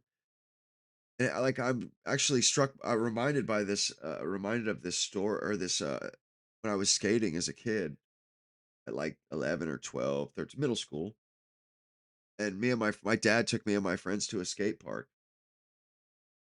I had never been in a half pipe before. So I was like, I wasn't getting on it. And my dad noticed that. He's like, he started like kind of poking me, like, come on, do it. Go ahead, do it. I bet you want, kind of like that, trying to rile me, and then, cause I was looking at a deck before we went in there. I was looking at one, and he saw me looking at it, and he's like, he's basically, oh, he's like, if you do it, if you drop in and, you figure it out, he's like, I'll get that for you. And I didn't want to do it. I was like, man, this is fucking lame. This is kind of scary, man. I don't know if I could like. Well, I ended up doing it. And I was like, it felt so good. It felt so good, because I had overcame a fear. I had done something that I didn't think I could do, or wasn't sure I could do. And we've all experienced those. That's why fathers are so important. We all know, like all of us, if you've had a father, you know why they're so important. Your mom will never do that. My dad was basically trying, like as a good father would, trying to show me that, yeah, risk can be scary, but it's also a source of gratification. It's also a source of source of pleasure and accomplishment. And a lot of men are being, they don't know, women, they don't understand that. All they can see, why would you force a little boy to do something he's scared to do? He's just a scared little boy. Oh, he's just a scared little boy. That's how they always frame it. Like, why would you force a little boy to do something he wasn't ready to do? And it's like, well, no shit, he's not, he's never had to do that. You'd rather that's the whole point of practice and learning in childhood. It's like a safe place to fuck up. If you're not going to take risks in your fucking childhood under your parents' wing, under their supervision, you're setting yourself up for failure, because you're going to have to take risk eventually. Only you're not going to have the safeguards. But that that aspect of America's dynamism and our capitalistic entrepreneurial mindset. That doesn't mean a fucking it doesn't mean dick unless, you know, you're willing to take the risks. That like women raising everybody, all the kids, that's having an effect because boys aren't being pushed to succeed. Boys aren't getting that experience like I did with my dad and that skateboard. They're not getting that. They don't have a father gently applying pressure to get us to step out of our comfort zone. And man, that's gonna that like that the downstream effects we're already feeling them, and they're only gonna get bigger and more deleterious. It's like we got to do something now, truly, and like having the conversation at least gets the ball rolling. And yeah, like I said, I have seen a few people saying stuff, mostly black women, which is kind of crazy, or black people. But like me talking about this, I'm just doing my part. It takes people talking about it, you know what I mean, to get the ball rolling. I may just be one of the first, but me doing this video may cause somebody else to do another one of these videos. And it may have a domino effect like that. But that's the game we're playing, gentlemen. All these the cultural shifts and changes that all these fucking Democrats have put in place, they all start small as like behaviors. All these effects we feel, they're just the downstream effects of behavior, simple behaviors. And our behavior is leading to it. We need to change our behavior.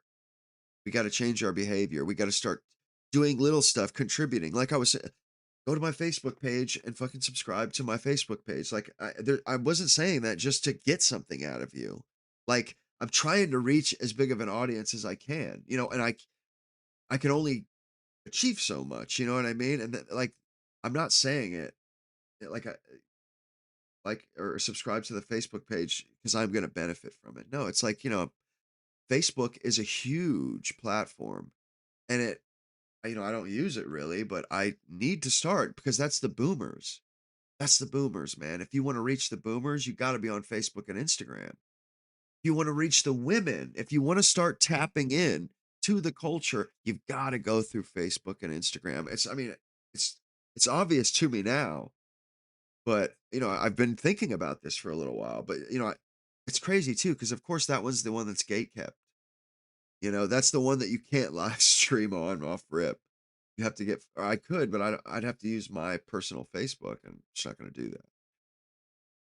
But I mean, that's the whole point. That's like I'm trying to grow. Trying to grow because that's the only way that I can really have. I can actually affect any change. That's the only way that I can. That's the only way forward I see. Like any way I could be active and actually do extra, do more than just my fair share. And it requires that I stream every day, so I stream every day. You know what I mean? Like and there was a point when I didn't stream every day, and it didn't work. It didn't fucking work, man. Like there's no half measures. Half measures just don't work for me for some reason. But it's like I couldn't just put in a little bit of effort, and I realized I couldn't be successful at this and work in a full time job. It's not possible. Like you to have enough thoughts to produce interesting content every day, you have to have enough time to think those thoughts. You know what I mean? Like you do. You have to have enough time to think those thoughts. Because if you're at work, you're not considering societal problems and cultural problems that we all feel. You don't have time to think about that kind of shit. And like that's when I decided started to do kind of full time on here because this is where the people are. You know what I mean? Like if you want to, this is where the culture is on social media. If you want to make a change, or if you want people to change, you got to get on social media. And I mean, you kind of have to do it through social media because people aren't going out and, yeah, they're not going out and fucking mixing it up at physical places, brick and mortar shops or anything like that. People are online, which suits me just fine. Right down, down to the ground. But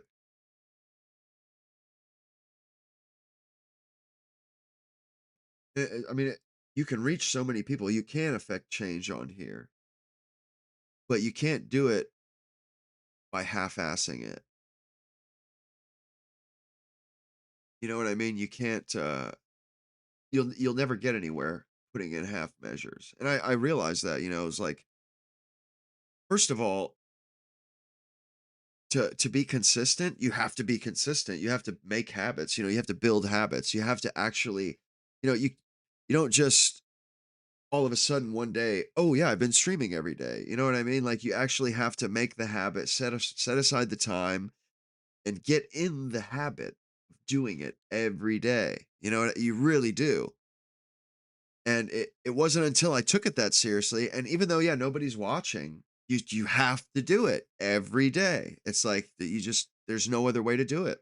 I mean, I guess you can go viral, it's like, yeah, it's like hitting the lottery, but and I feel like that's kind of fleeting anyway. You're not going to build anything worthwhile that, just happens overnight. It just doesn't work that way. But what's weird is, as soon as I started putting in the effort, like streaming every day, it was almost immediately there was a change that, like, all of a sudden people started watching me. It was the weirdest. Honestly, it was a little. It's a little bit weird how that works. But like, when I had a full time job and I streamed, I would have liked to have streamed or did a video every day, but I didn't. I would do them like when I would try make an effort, and I might do like 3 days a week for a couple of weeks, and then I would miss a day, and you fuck the schedule up and it's over. And I wasn't really building much of a following. On top of that, it was kind of flukish. People that found something they could relate with, rather quickly. I guess some people that are just like me and relate with easily relate with somebody like me. But it wasn't until I started doing regular streams every day at the same time, all of a sudden people start coming back, being returning. And it's a good it was actually a good object lesson for me, because it just showed that even though the half measures, I was still streaming like, maybe 75% of the time, or as much as I should be. Just that little difference in the amount made all the difference in the world. You know what I'm saying? Like, if I hit this, I guess there's a threshold where, it doesn't matter how often you do it. If you don't do it consistently and every day, I guess, more or less, it doesn't matter how often you do it. You kind of cap out on how attractive or how much people will watch you. But as soon as you bump up to that 100%, it's like all of a sudden, there's a minimum threshold there. As soon as you go 100%, you get a bump. It's just weird. It's almost like a ceiling, and it doesn't matter how often you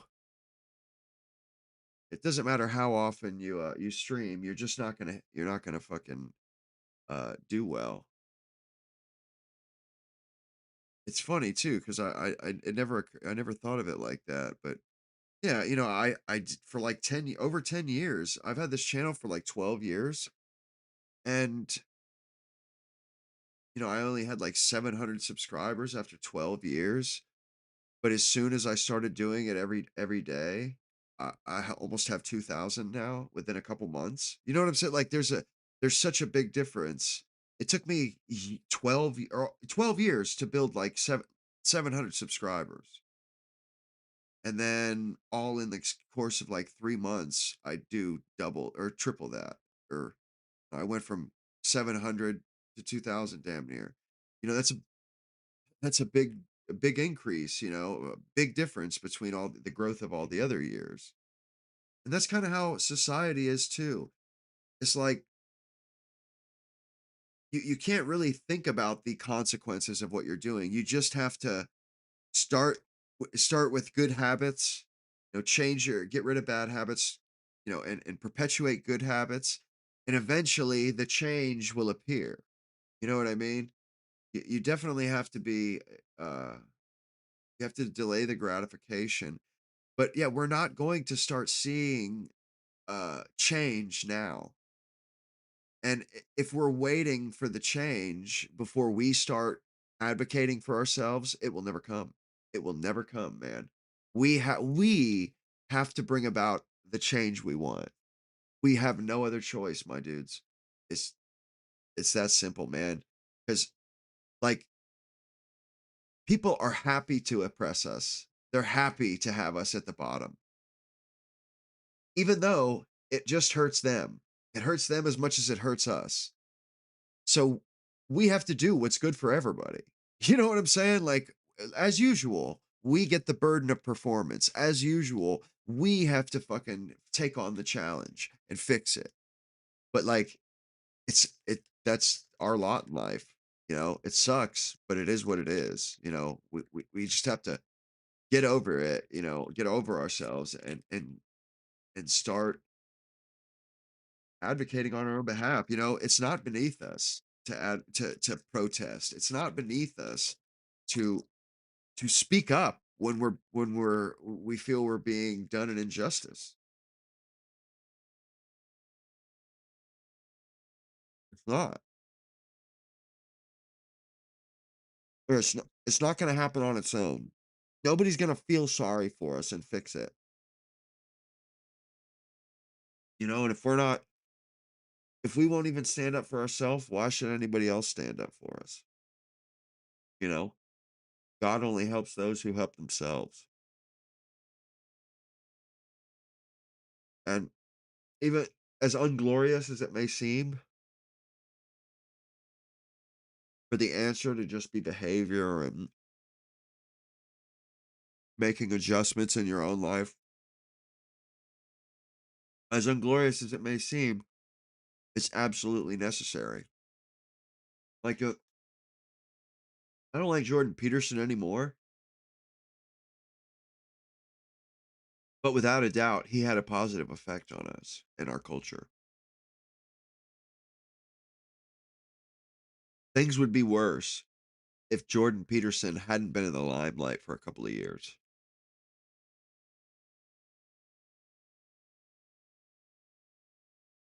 What he had to say, we needed to hear.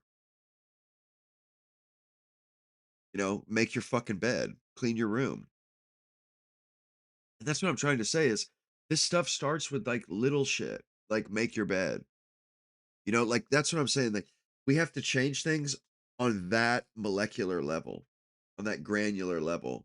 It's inglorious.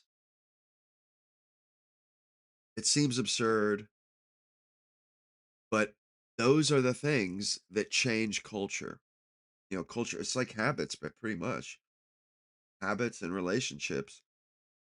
And we got to do it, man. And we have to start recognizing the importance of this stuff. This stuff is super important, man. You know, that it really does shape things in the end. Like the way parents have an effect on their children, where like anything you do, your kids are watching like eagles and they see everything, you know, anything they see you do, they're going to do it times 10. So you have to be very deliberate with anything you do in front of your kids. It's the same thing with society and culture. We have to be deliberate, you know, like everything that we allow to take place or allow to happen is going to have an effect, you know. Anything that we can do by changing our behavior, we need to do it, you know, to make sure that we're all doing everything we possibly could, you know, as in, you know, uh optimizing our behavior and our lifestyles for the good of us, ourselves, and for the good of everyone else. It's paramount that we get we lock in, man. Like that we like Nick says, ascend we need to be ascending. We've got to lock in, man. But we have to do it. Like we have to do this deliberately and realize, yeah, you know what? We are going to change things. We are going to we are going to fix all this shit. And we're going to do it by fixing the things that are wrong in our lives, fixing the bad habits. And Krieger, excellent, excellent comment or excellent observation there. Uh, yeah, like he says, take some time, take some pride in your life. So simple, but it's easy to let shit go. Exactly. And these things have effects downstream. And people watch us, they see what we're doing. You know what I'm saying? And there are some positive changes that have already been happening because of modernity. Like alcohol use is going down. Drug use is going down. Yes, sex is going down too. People are having less sex, but alcohol is, we're nobody's drinking anymore. That's a good thing, man. These are good behavior. These are changes in our behavior that are good. They're positive. We just need to build on those things. You know what I'm saying? Like there's those are just some behaviors that have changed. We're not going out and drinking uh uh and being getting addicted to shit anymore. And that's a good thing. And let's add on to it. Let's add some good habits on there that start producing positive benefits, positive side effects later on, second order effects later on down the road. you know I mean, how can you improve your life? How can you uh you know improve your life, improve your well-being and shit, like typically it starts with little stuff like making your bed. That seems really trivial and goofy, but it's not. That kind of stuff, it, it changes things. You know what I mean? It changes your outlook for the day. It changes I mean, it's just these little things change your orientation and your attitude towards the world. All these things have uh down road effects. And some things they have they have negative downward effects, and we need to minimize those, but we also need to maximize the positive effects. It's like there are negative effects, like, oh, you start doing drugs, and then there are downstream effects of that. Well, why don't why are why is that we only change when it's for the worse? That's a problem, man. Why do we only feel we need to change when we either change for the worse, start doing drugs or some shit, or we change to fix a change like that. You know what I'm saying? Like people will drift off course, start doing something destructive, self-destructive, and then they only lift their head up and say, "Geez, what am I doing?" And fix it once they're hit rock bottom. Why can't we, find the inspiration for change, from the status quo? Like, we're not hand to mouth, we're not living in the street or a gutter. Things are okay right now, but that's precisely when it's the hardest to change, I feel like. We're all in our little routines, uh focused on, what's in front of us or what's immediately in front of us, when we should be thinking more deliberately about the future, because that's what we're concerned with. I know you guys watch me because you're looking at the news. You're seeing all these articles, all these podcasts where people are just showing you the outlook, showing you what the projections look like for the future, and they don't look good. They don't look good. And they're basically saying is, yo, what we're doing right this second isn't giving us good things don't look good with the behavior we're doing right now. You know what I'm saying? Like this behavior had the downstream effects of it are not good, and that's why everybody's coming out with all these alarming projections and alarming predictions. Well, we got to change that, man. Like now, let's not wait for those shitty effects to start to. Let's not wait for them to be us to be feeling them, because it's too late then. We need to change now before we start feeling the second order effects of this low birth rate. Like, and like I said before, like I think right now the fact that yeah, the birth rate is low. Men aren't, in making they're not writing movie scripts right now, but what they are, where they're not in the top cultural institutions, making waves in the music industry and shit. No, they're out inventing new industries. They're out inventing new cultural institutions, new popular trends. They're out making those, inventing those. So I see that as a positive thing, that we're due for some we're due to break out of this. We are being as a demograph, we're being oppressed, and if we could just break out of this, if we could just break out of this fucking this artificial era of stagnation, things would change for the better, people would start doing better. But we're being oppressed so hard. I think that that's like a depressing that has a depressing effect on society at large. When they are discriminating, oppressing white men, because white men make such a big part of society. When you are bashing white men, you're telling all of society, you're no good. You're evil. You shouldn't be successful, because anything that you do is evil. So anything you succeed at is you're succeeding at doing evil. And that fucking depresses people. People don't go out to achieve. They're not inspired by that.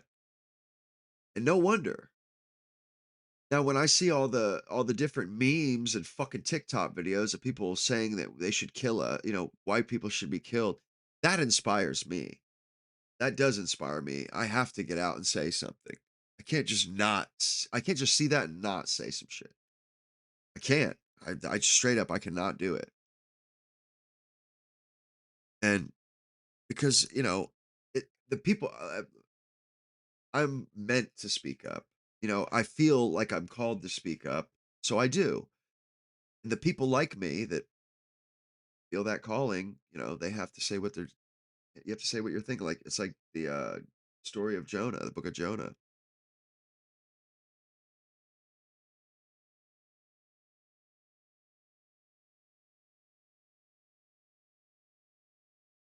I think the time is right. It is right for change. We're at this a turning point, a pivotal moment where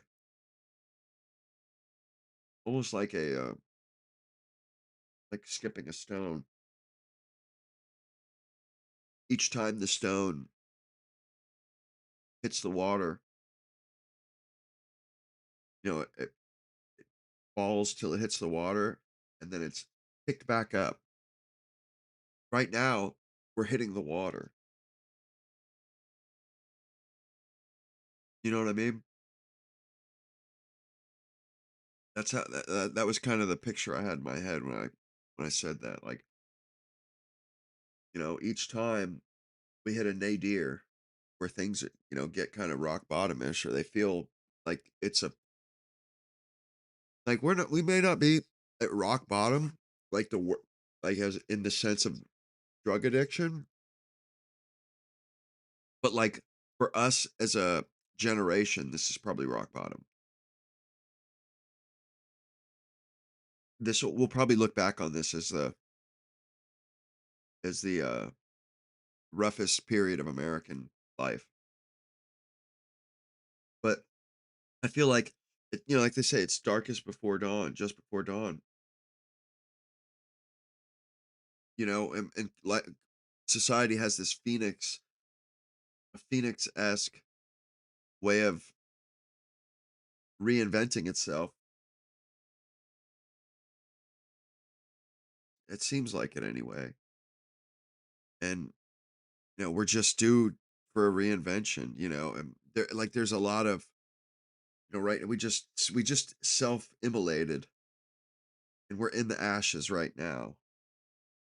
And there's a lot of I feel like there is a bubbling up of energy in the culture right now that that it's gonna it's one of the it's a preceding event that happens before a big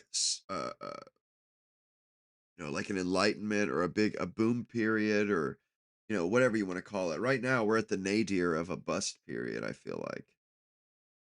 And what goes up must come down. Uh and what is down, or what goes down must come up. That's how I get through life day by day. Is like, if you're in a rough patch of life, well, anytime you're up, eventually you're going to go down. No matter what, you're never going to be at the high point of your life, or you're only going to be there once. So anytime I'm up, it's like, stay humble, because at some point I'm not going to be up here anymore. And anytime I'm down low, it's like, well, at least I have nowhere to go but up. You know what I mean? And I kind of take heart when I'm in a nadir. When I'm down in a trough, I take heart. Like, well, that means I'm due. I'm due for good luck. Because nobody just has bad luck their whole life. You don't just you don't Your life isn't just one period of being down and out. That's not how it goes. Yeah, no, and you're right, Julian. We have been kind of giving up the fight. Like, you're right, the fight hasn't even begun. We haven't actually had the ethnic struggle. We haven't had any struggles yet.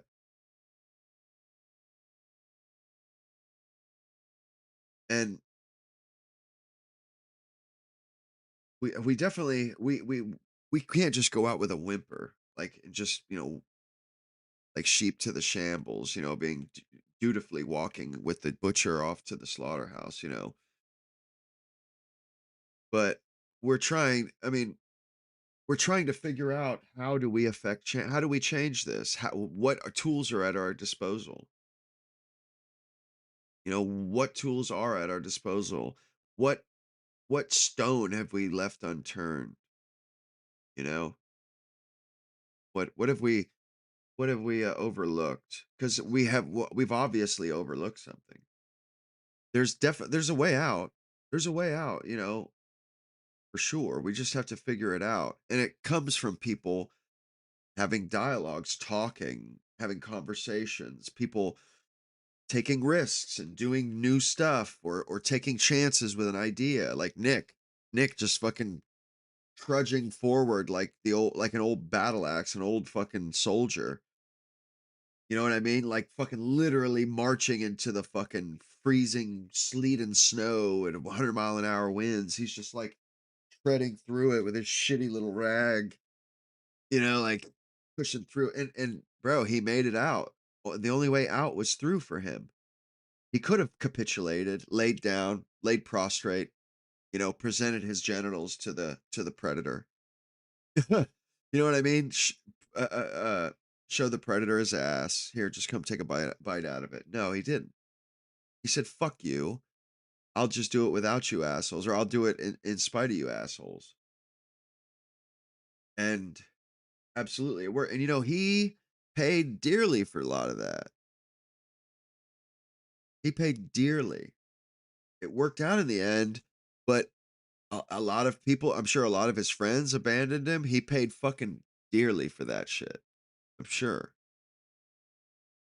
And we all have to be deliberate and take chances like that, even though we may not pay dearly for every chance, but we have to be willing to we take those slings and arrows.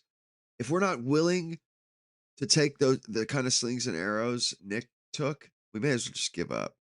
We may as well just not even try. If we're not willing to be called a racist, if we're not willing to find a new job, like it's like we're dead in the water.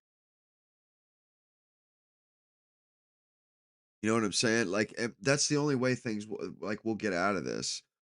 Because right, we have to have conversations. We have to have the racism conversation. We have to have the anti-Semitism conversation, as in like the Israel conversation. They need to get rid of this insane anti-Semitism laws and shit that literally just discriminate against us.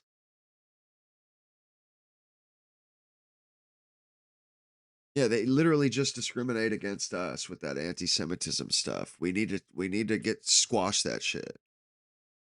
But like there's a lot of conversations that we're not being allowed to have and we haven't been allowed to have since women have been able to vote. Like because women have taken over so many or they're the majority of so many institutions, they don't allow us to have certain conversations. Ooh, that will hurt people's feelings.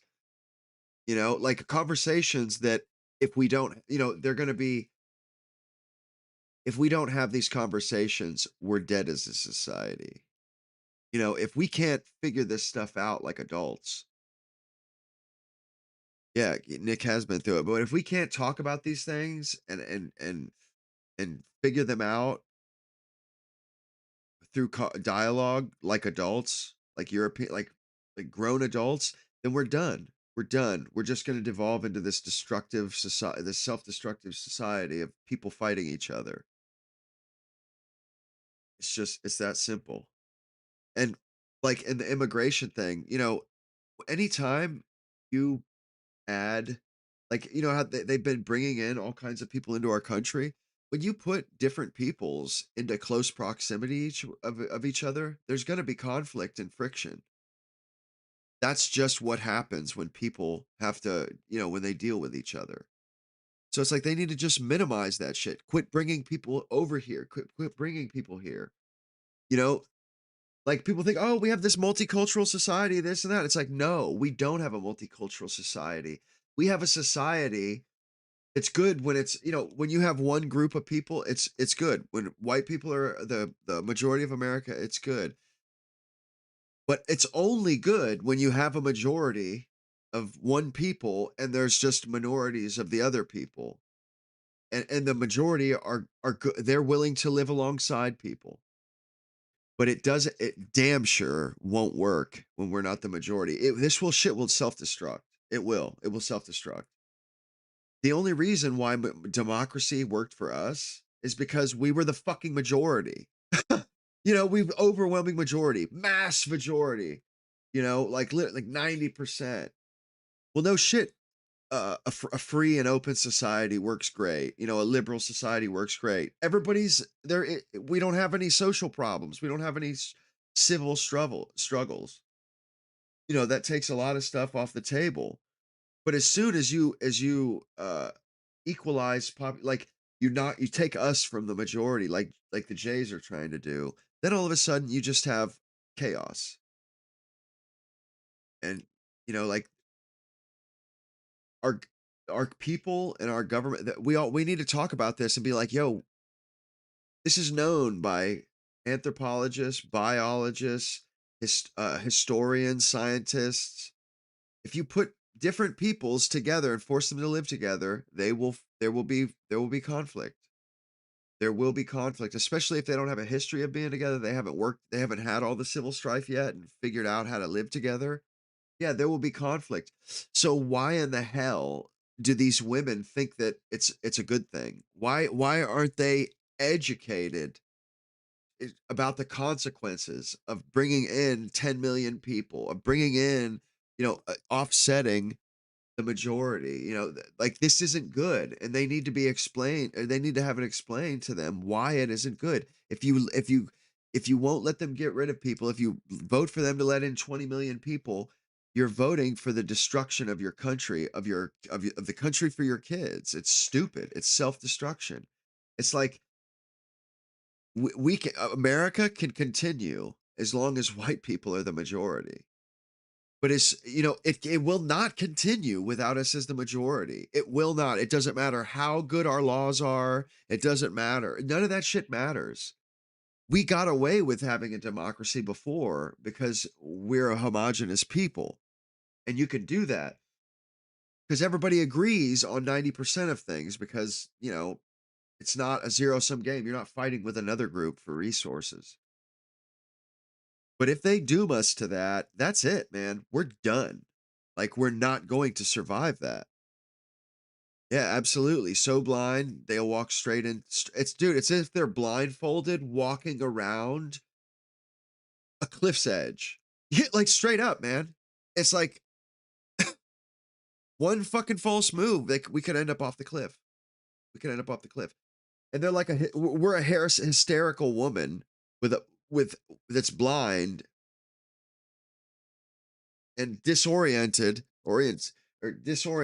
on on a cliff's edge, and she just she takes a couple steps and almost falls off, and everybody does the gasp like if it was a movie or something, and they stumble back away from it, and they go, it's like a fucking on the edge of your seat thing. That's what we're doing, man. That's to me, that's what we're doing. That's what we've been doing. We're courting destruction. We're courting our own self-destruction.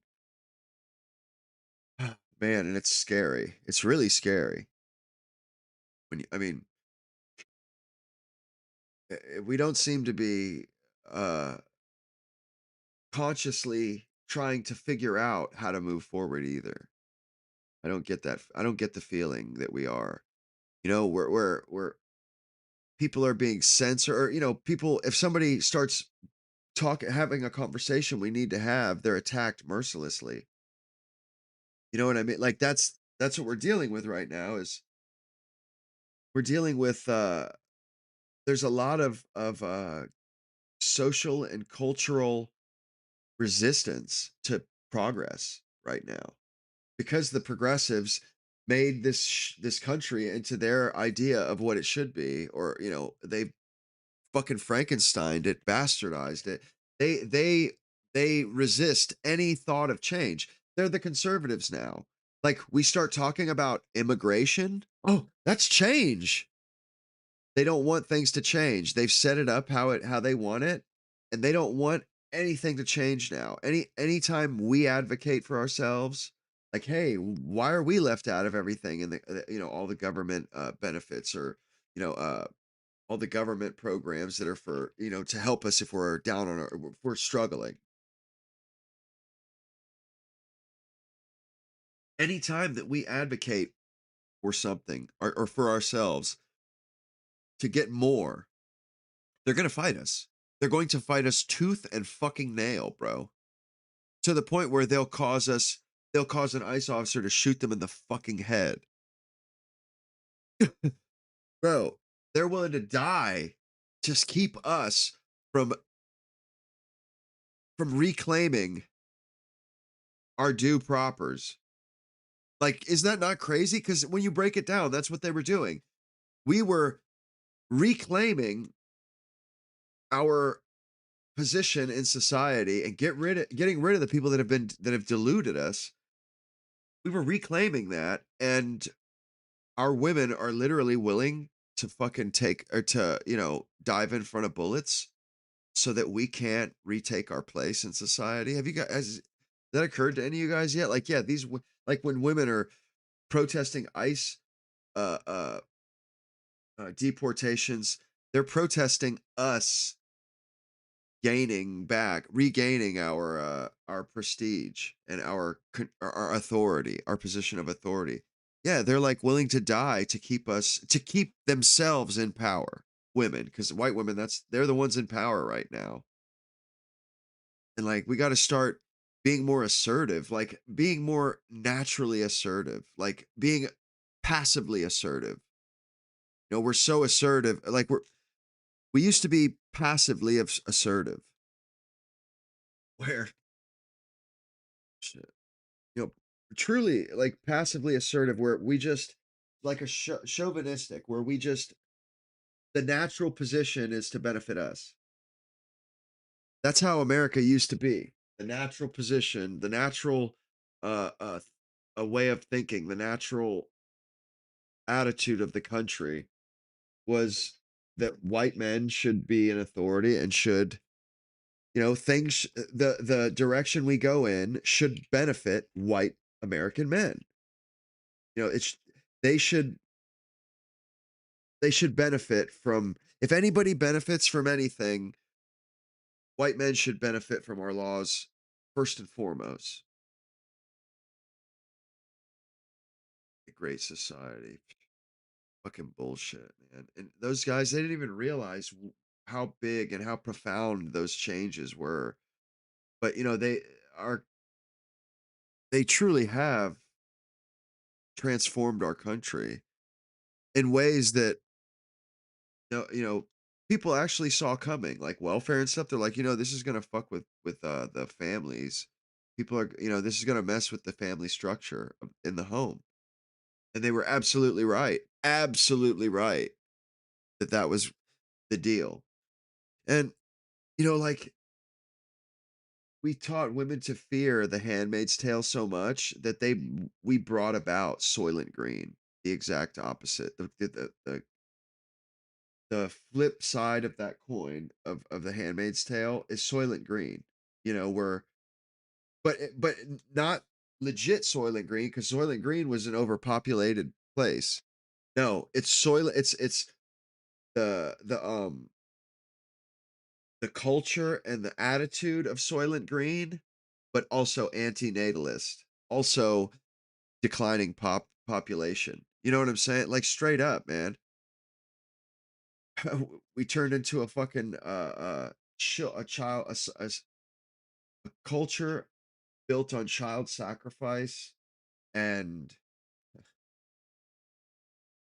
instead of Christianity, it's built on child sacrifice and just degenerate shit and masturbatory sex acts. Instead of having sex for its purpose to reproduce, the people that are having sex are just having masturbatory sex. They may as well be masturbating, because they're not doing it to have kids. I mean, and if you're having sex with no intention to have children, or no intention that children should come of it, that's masturbatory by its very nature. I mean, it's akin to masturbation, because really, sex, that's, you have sex when you want to have children. You know, coitus, or intercourse, that's not necessarily sex. You know what I mean? Like, really, it's more or less masturbating. You're getting All you're getting is a brief moment of pleasure. Whereas sex, there's actually very profound things are, result from sex. And when you're not going to have kids, if you're not trying to have kids, then you're just doing it for this empty little feeling. You know what I'm saying? Like, it's not the same thing. Not even close. Not morally. Not even close to the same thing.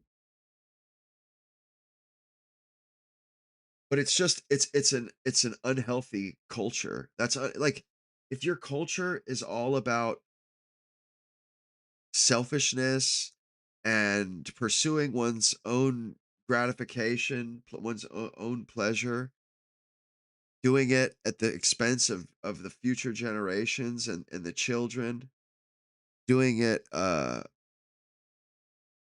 doing it all for feelings, all for pleasure. You know what I mean? Like, we're sacrificing all of the meaningful aspects of life for, like, materialism, or like a materialistic view or idea of the world. Like, we're chasing feelings, chasing highs, chasing orgasms and shit, rather than chasing families, relationships, achieving, building, creating. No, we're focused on having meaningless masturbatory sex. And it, that's it makes it almost it's that's what's so tiresome about it, is it goes about living with, like, this gusto for life, but it's gusto for all of the feelings, but none of the meaning. It goes for the not the meat of life. the marrow of life that makes life worth living. No, it goes for all of uh uh the little feelings that are evolutionarily to lead a horse to water, more or less. There's a reason why we have an orgasm. It's so that we will have sex and have kids naturally, instinctually. But it's like we're taking all of uh those those pleasures that we get out of life, and we're separating them from their meaning and their use. You know what I'm saying? Like, straight up, man, they're separating them from what gives those things meaning, and how, and it's separating them from their value to society. Sex only has value to society in that it produces children. Other than, if it doesn't produce children, like gay sex, it's valueless. It has zero value to society, no utility whatsoever. And same thing with single people that have no intention to have children. That's value. It has no value. But we pursue these things as if we're pursuing them for their real value to society, but we're not. We're pursuing them for the little feeling you get out of it in the moment. You know what I'm saying? Like, bro, our incentives and our values are so fucked up, man. So fucked up. I mean, they couldn't be any more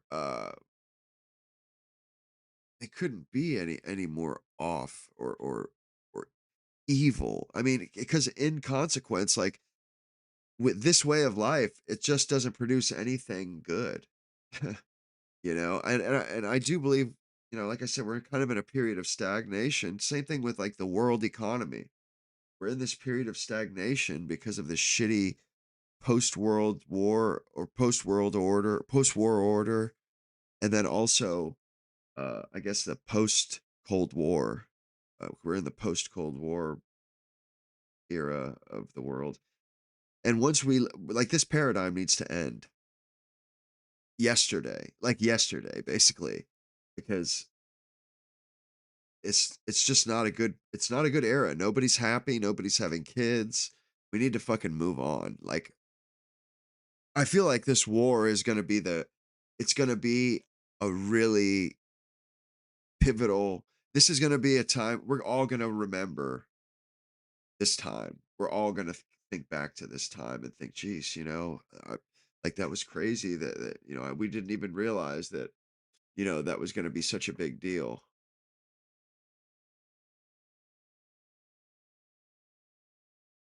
Well, yeah, like, what really I was, with the sex, yeah, I'm just saying, like, it has uh an instinctual uh reward to it. You get a climax, you get an orgasm. There's a immediate reward that you get from sex. And then there's what sex is actually meant for, the value that it actually produces for society is children. We're decoupling. We want to get that little pleasure fee. We want to get the climax, the orgasm, but we don't want to have the children. And the whole point of that climax is to get us to have children, because we have to have children to continue. You see what I'm saying? Like, that's why.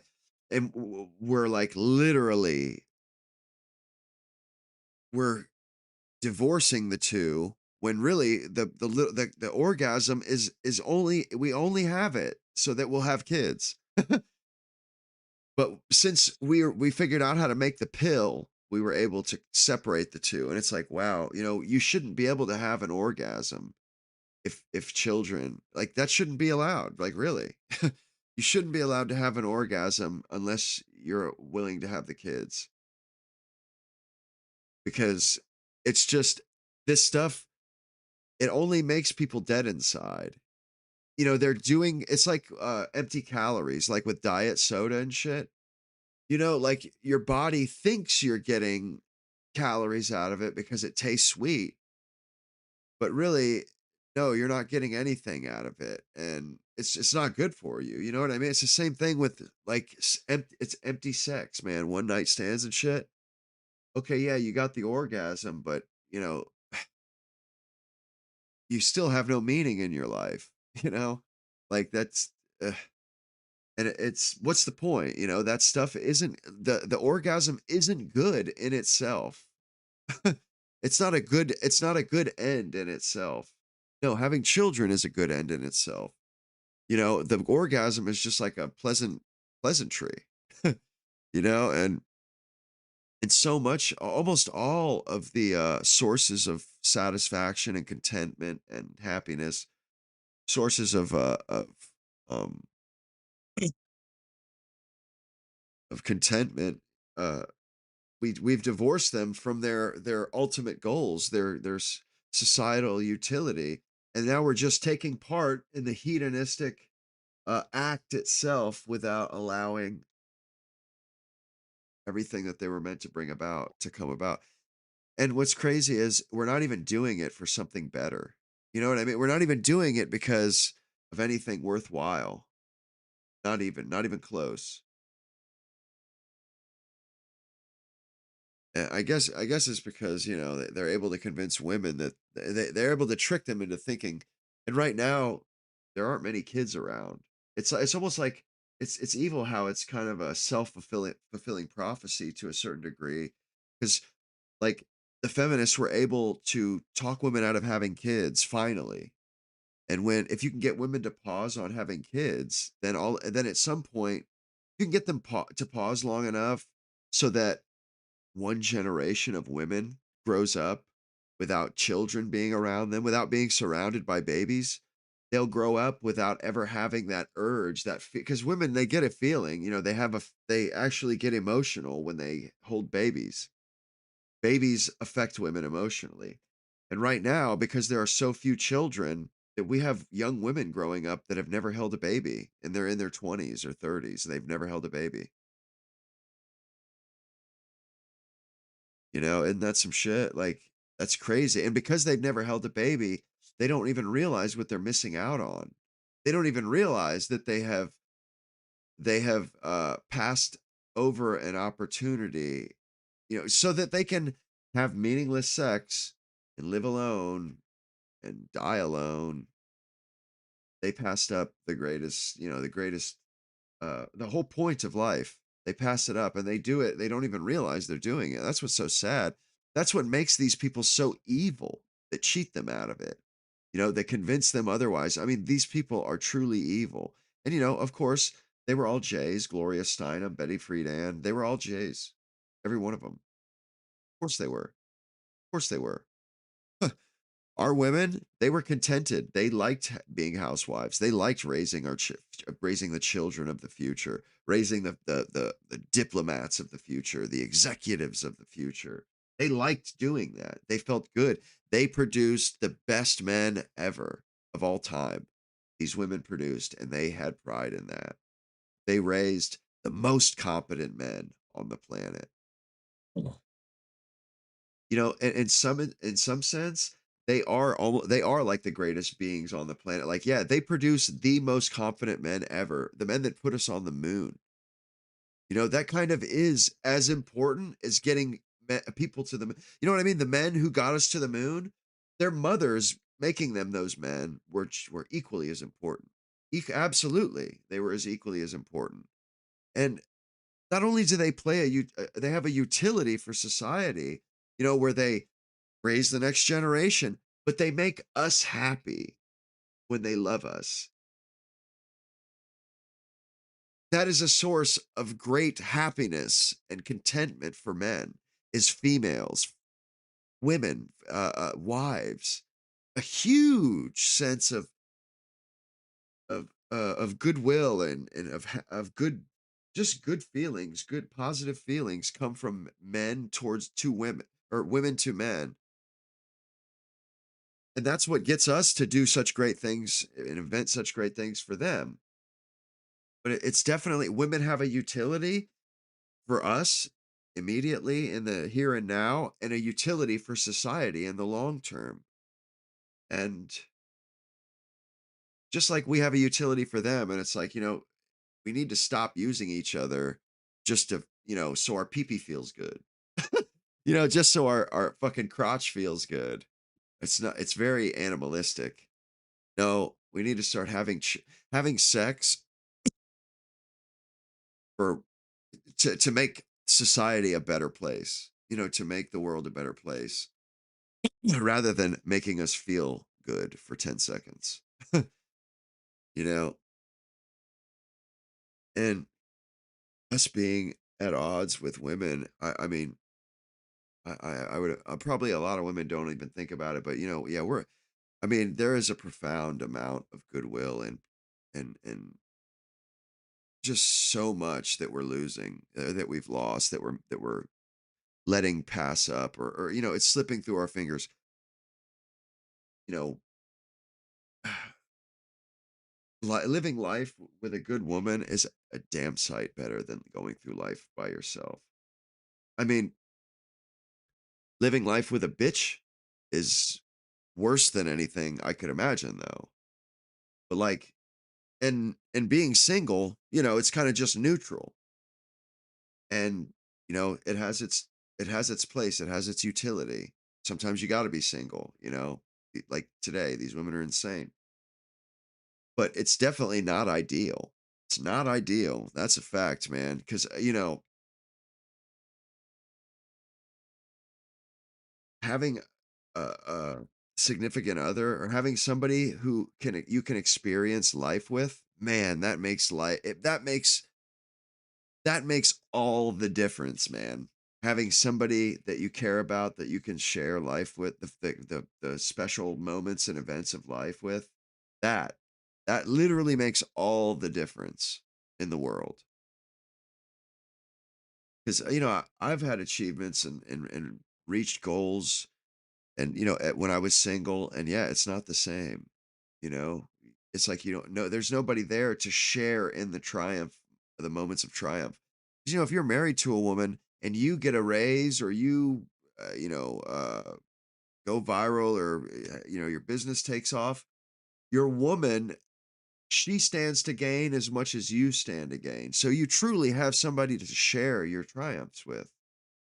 And if you have children, you have more than one person, and it makes them all that much more sweet.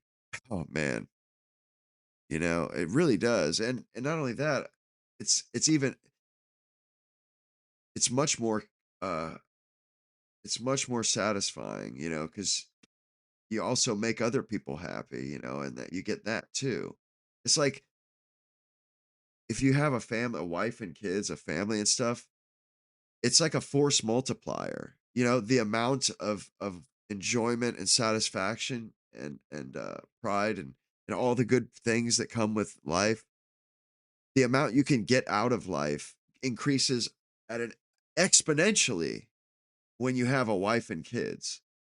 You know, Single life, it's decent. You can find meaning and get through life, but you're never gonna hit those crazy highs that people hit when they have families. Those, and not everybody hits them, but the people that are the happiest and feel and enjoy life the most, they have a family and a wife. Like, of course they do. They have a full life. And that's not, I'm not, like I said, it's not saying that I can't have a full life single. I do. But I I know I'm not uh I know I'm not getting nearly as much out of it as I could. I could be getting a lot more return on my investment. Cuz life is no less easier when you're single. I mean, I guess it is a little bit easier, but it's it's still difficult living it day in and day out. Life wears you down. That's life, life, that is what it does. Yeah, and a kids and wife will motivate you, and I knew years ago, people would always say it too, like, "Man, you need to get married," but that just wasn't in the cards, though. In any other time, I would have got married, and just had kids.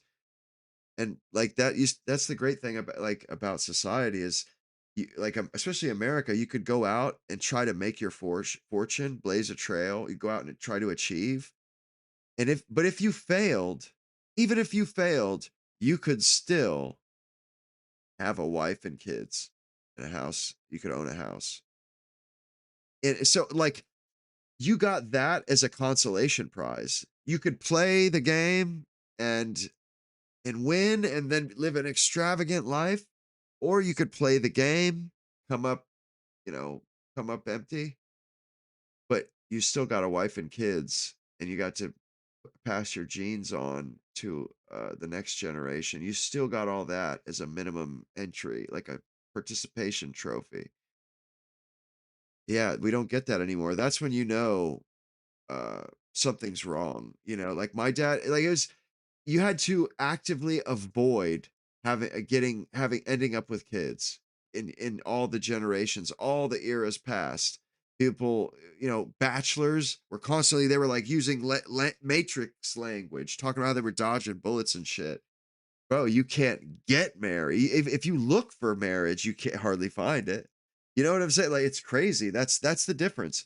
Before, you had to actively be avoiding marriage to keep from having kids. Because if you had, if you were mingling and having sex, eventually you would have kids, especially before abortions and the pill. But now it's like shit, man. And that's kind of the drawback of the pill and stuff, is because women can, even if they're not even, if they're just passively avoiding having kids, like, they just get the birth control pill, they don't even necessarily have to have a problem with having kids. If they just have an inclination against kids, like, oh, I'm gonna wait a little bit, they won't, they will totally cut that possibility off. They will cut that they will cut that branch away, you know, and there's nothing you can do about it. At least before the pill and stuff, women just wouldn't have sex when they didn't want to have children. You know what I'm saying? Like, women would have to abstain. And if they, you know, if you got a woman to have sex, that means she was willing to have kids with you. That's what that meant, you know, before the pill. And you had to pretty much marry her a lot of times anyway. But nowadays, that's not the case, and if the woman doesn't want to have kids, she just won't have kids. There's nothing anybody can do. You can't save her from herself. That's what's awful. You know, it starts. I mean, fathers need to get serious right now and start impressing upon their daughters, like, uh, concern yourself with being a good wife and a good mother. You know what I'm saying? Like, instead of, oh, you can be whatever you want to be, honey. You can be an astronaut. You can be this. You can be that. Trying to convince these girls to do, go out into the man's world and try to achieve. It's kind of just screwing them. It's not doing them a service. Just try help. Just kind of point them in the direction of motherhood. You can't fail them. No matter what, they will be grateful for being a mother. No matter what, even if it totally goes sideways, a child dies or so, you know what I mean? They will still be grateful that they had the opportunity, that they had a child. They will, I've never met a mother who was like, yeah, I wish I didn't have that kid. Yeah, that's exactly what we're doing, setting them up for and also when we put this pressure on them to go out and achieve, go out and make money, they feel that pressure, and women succumb to peer pressure. They absolutely succumb to that. They fold like origami, and they feel, they fold under that pressure. They feel like they have to do that. And I guarantee you, that's why a lot of them do the OnlyFans thing, because they feel like they should be out taking advantage of, like, they're supposed to make money. They've been told their whole life that they're supposed to make money. They're supposed to, be self-sufficient and this and that. So they end up doing shit like that, and it ends up locking them out of the marriage, out of the middle class and shit. And it just it's awful. So, like, not only are we setting women up for failure, but we're setting them up for shitty lives. Not just failure, not just failure. Because when you set women up to do something that ends up with them going into pornography or becoming a prostitute, yeah, that's not a good life. That's an awful life. Straight up, nobody wants that for their daughter. Nobody. And a lot of these women, they're selling their ass. I mean, and that industry is like fucking the witch from Hansel and Gretel, just wanting to eat all the young women, eat all the babies that it can find, fucking devour all of the positive femininity, all of the good, uh, uh, healthy humanity is eaten out of life, or it's cannibalized. All of the good things, the potential that's in a 20 or an 18 or a 20-year-old woman. There's so much potential there, man. So much potential there. They've been convinced that their time would be better spent narcissistically pursuing their own self gratification rather than pursuing the gratification of their family, their husband, their children, their family, and that they get satisfaction from from the fact that their kids are enjoying life. They get the satisfaction of raising the kids, of loving the kids, being with the kids, shaping them, growing with them. They get that satisfaction. Yeah, they sacrifice their own immediate satisfaction for somebody else's, but they end up with a much more lasting contentment, a much more you know s- uh, uh, a contentment they'll be grateful for. And if they don't, or if they shun children in a family, they will regret. They will regret that they did that. They will regret that they so selfishly pursued their own self gratification. They will regret it. So it's like the illusion of a choice. Like, yeah, women, you can pursue your own self gratification and focus on yourself, and that way, in the end, you know that you'll always have your own happiness. Yeah, you may not have a happy family, but you'll always be happy. That's bullshit. That's total bullshit. There is no choice. It's like either you do things the way that humans have always done them, or you suffer. You're miserable. You get to live a miserable existence that that parents wouldn't wish upon their worst enemies. How about that? That's what it is. It's that simple. And the guys of Gen Z, the guys of the millennials and shit, they tried to say this to the women. Believe me, they tried to say it. I tried to say it. You couldn't. You fucking idiots, you boomers that raise these women. You basically told them that they should just worry, focus on themselves. And because women are automatically a little bit more, self-centered, it has a self-destructive effect. A little bit goes a long way, a little bit of spice goes a long way. They didn't need to be told to focus on themselves because they do that naturally, like they do that naturally so that they're good nurturers. There's a reason for it. And if you uh, uh, fortify that, you're going to end up with serious like with bad consequences. If you try to fortify their selfishness, I don't know why that cut off. I don't know why it cut off, but actually, I think I'm gonna close the stream down for tonight. Uh, it is getting kind of late. Like I was saying, man, I'm gonna set up a goal thing on the an overlay for the stream for like Facebook subscriptions. Because dude, I'm determined to start streaming on uh on Facebook. I'm determined. I need to I want to expand. I want to start, you know, tapping untapped reserves.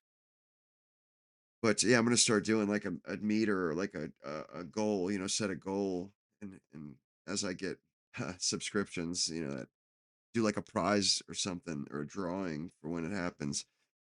But yeah, like and subscribe if you haven't already. Um, and I just wanted to get on here and talk about some of the. I know I didn't hit everything either. I had other stuff I wanted to talk about, but I just kind of wanted to talk about some of the shit that I've been thinking about over the weekend. Some of the places where we could use some improvement. I hope you guys enjoyed the show, enjoyed the stream, and I set up that memberships thing. I'm gonna probably come out with a schedule this week, a revised schedule with different times and stuff for when I'll be streaming, because I'm gonna try and set up more a real schedule that not just every weeknight, but like a schedule for all my streams.